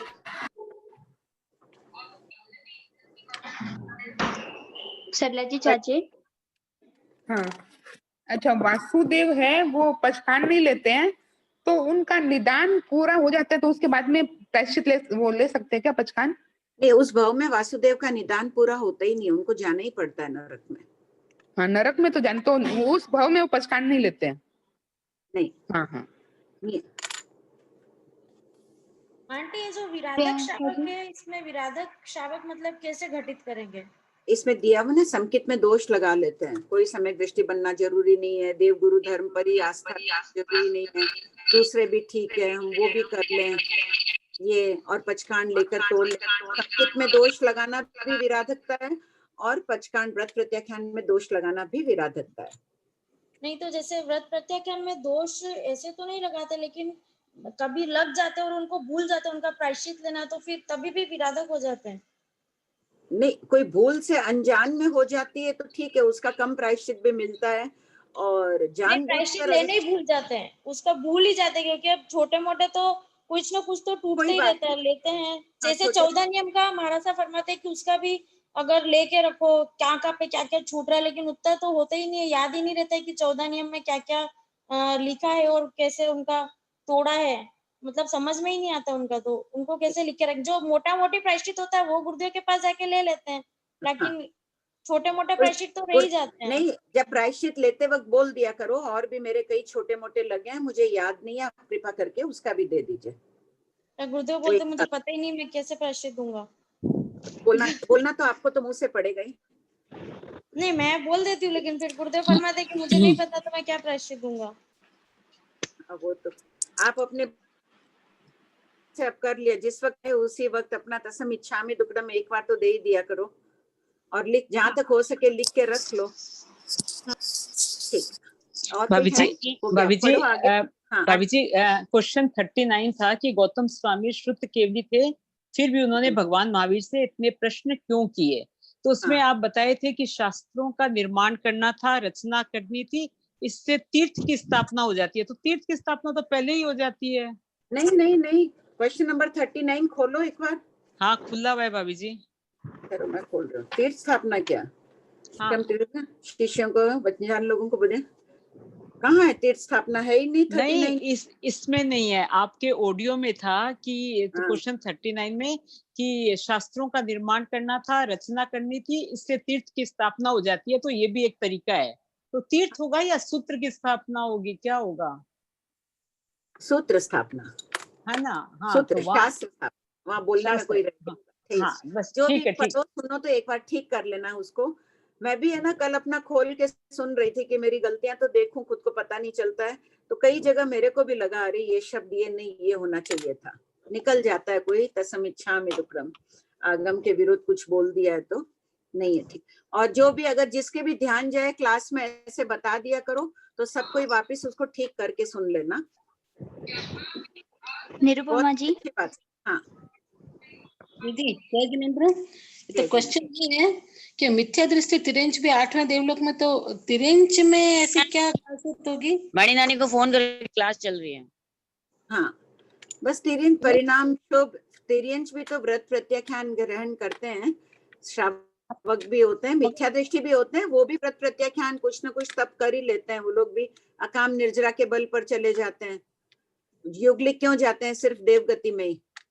वो तो चलो दृष्टि देवगति, हाँ अल्प कषाई होते हैं अज्ञान, तो तिर्यंच भी अल्प कषाई भी हो जाते हैं, भद्रिक भी होते हैं कई तिर्यंच, इन गुणों के कारण भी वो चले जाते हैं 8वें देवलोक तक। गुणवान तिर्यंच भी होते हैं। स्नेहा जी जैन। आंटी जैन। हाँ आंटी, काय भाव स्थिति में 24 वर्ष की स्थिति बताई, एक जीव 12 वर्ष रहने के बाद में काल कर गया और विग्रह गति से वो वापस उसी माँ के गर्भ में उत्पन्न हो गया, तो उसका जो पहला शरीर होता है उसका विघटन किस प्रकार से होता है फिर? क्योंकि वो तो उस समय तक तो उसका विघटन होता नहीं होगा, 4 समय में तो नहीं, 4 समय में नहीं होता है, नया आ गया, नया भी कौन सा उसी वक्त बड़ा हो जाता है, बिंदु रूप ही तो रहता है, उत्पन्न होता है नया जीव, तब धीरे धीरे विकसित होता है, तब तक वो निकल जाता है। अच्छा, वो नया विकसित होगा और वो निकलता रहेगा। हाँ हाँ, धन्यवाद आंटी। दीदी किल्वेशी साधु जो बताए गए हैं ये क्या तीसरे किल्वेशी वाले हैं? हाँ, ये तीसरे किल्वेशी, हाँ 6ठे देवलोक तक तीसरे किल्वेशी, वहाँ उत्कृष्ट लिख लेना शब्द। हाँ, तो वो तीसरे किल्वेशी में पैदा होंगे, इन्हीं को माना जाएगा? नहीं नहीं, उत्कृष्ट तीसरे किल्वेशी तक का बताया। नहीं वो तो ठीक है, मगर जो किल्वेशी साधु जो हैं वो जो अपने 6ठे देवलोक, आपने जो उत्कृष्ट 6ठे देवलोक तक की बात बताई है, तो क्या वो माने जाएंगे जो तीसरे किल्वेशी होते हैं, वो 5वें 6ठे देवलोक के नीचे होते हैं ना, मतलब? हाँ, तो ये उन्हीं की बात चल रही है। हाँ हाँ, उन्हीं की बात कर रहे हैं। अच्छा, और एक और क्वेश्चन था दीदी कि तंत्र करने वाले जो तांत्रिक साधु जो बताए गए हैं, तो ये तो बलि कर्म वगैरह भी करते हैं, जैसे तरह तरह की अलग अलग तरह की तंत्र सिद्धि के लिए पूजाएं करते हैं, बलि भी देते हैं, तो भी वो लोग इतने जैसे देवलोक तक चले जाते हैं, उनको फिर वो भी देवलोक तो मिथ्या दृष्टि का जाना बताया ही है ना, मिथ्या दृष्टि अलग बात है और पंचेंद्रिय जीवों के घात करने अलग वो बात भी है। मान लो कि कोई शुभ परिणामों में उन्होंने देवगति का बंद कर लिया देवायु का, लेकिन बाद में जो पाप कर्म किए उसका फल तो भोगना ही पड़ेगा उनको भी। अच्छा अच्छा, वैसे समझना चाहिए, कदाचित आयुष्मान के समय उनके परिणाम अच्छे हो, चले भी गए, भोगना पड़ेगा। गौशालक ने तीर्थंकर भगवान की आशाधना की, 12वें देवलोक का इतना रिद्धिशाली देव बना है, तो जो पुण्य कर्म किया वो भोग रहा है अभी, और कालांतर में तो अशुभ को भी भोगना ही पड़ेगा। कितना पुद्गल परावर्तन, कितने काल तक वो घूमेगा संसार में, दुखों को सहन करता रहेगा। तो सभी को अपने बांधे हुए कर्म बलि चढ़ा रहे हैं, तो भी उनको अपने कर्म बाद में भोगने पड़ते हैं। आंटी ये जो आपने काय भवस में 24 वर्ष बोले ना आपने, उसमें जीव जैसे पैदा हुआ तो वो कंटिन्यू 12 वर्ष मतलब 24 वर्ष एक्स्ट्रा रहेगा, या मरता रहेगा, पैदा होता रहेगा, मरता रहेगा, पैदा होता रहेगा, कैसे? या कंटिन्यू 24? नहीं, कंटिन्यू नहीं रहेगा, 12 वर्ष बाद तो वो मरेगा ही अब, क्योंकि उसकी भव स्थिति इतनी है। कोई जीव उत्कृष्ट 12 वर्ष तक रहा, उसके बाद मर के वहीं उत्पन्न हो गया, वापस वो 12 वर्ष एक्स्ट्रा रहेगा। हाँ फिर 12 वर्ष एक्स्ट्रा रहेगा। नहीं तो वो ही जीव जैसे 12 वर्ष कंटिन्यू रहेगा, या फिर वही जीव पैदा होगा फिर मर जाएगा, पैदा होगा, ऐसे करके 12 वर्ष रहेगा? नहीं, वो ही जीव एक बार मर के भी रह सकता है, ज्यादा बार मर के भी रह सकता है। अच्छा मैम, हाँ 3:30 हो गया था। 3:30, बस एक प्रश्न है, बोल दो प्रीति। किसी एक स्नेहा का आया हुआ है, लास्ट प्रश्न है। हाँ, कल क्लास होगी, सब कोई बहुत पढ़ के आइएगा, पुराना भी नया भी बहुत पढ़ के आइएगा। थोड़े महीने का पुरुषार्थ होगा, आगे क्लियर हो जाएगा अपना। हाँ बोलो स्नेहा जी। नेक्स्ट क्लास में डाउट ले लेना। मैम वो अपने आप को अनम्यूट नहीं कर पा रहे स्नेहा जी। ठीक, जय जिनेन्द्र सबको। कोई आगम विरुद्ध कहने में आयो तो तसम इच्छामि दुक्कडम बारंबार। जय जिनेन्द्र।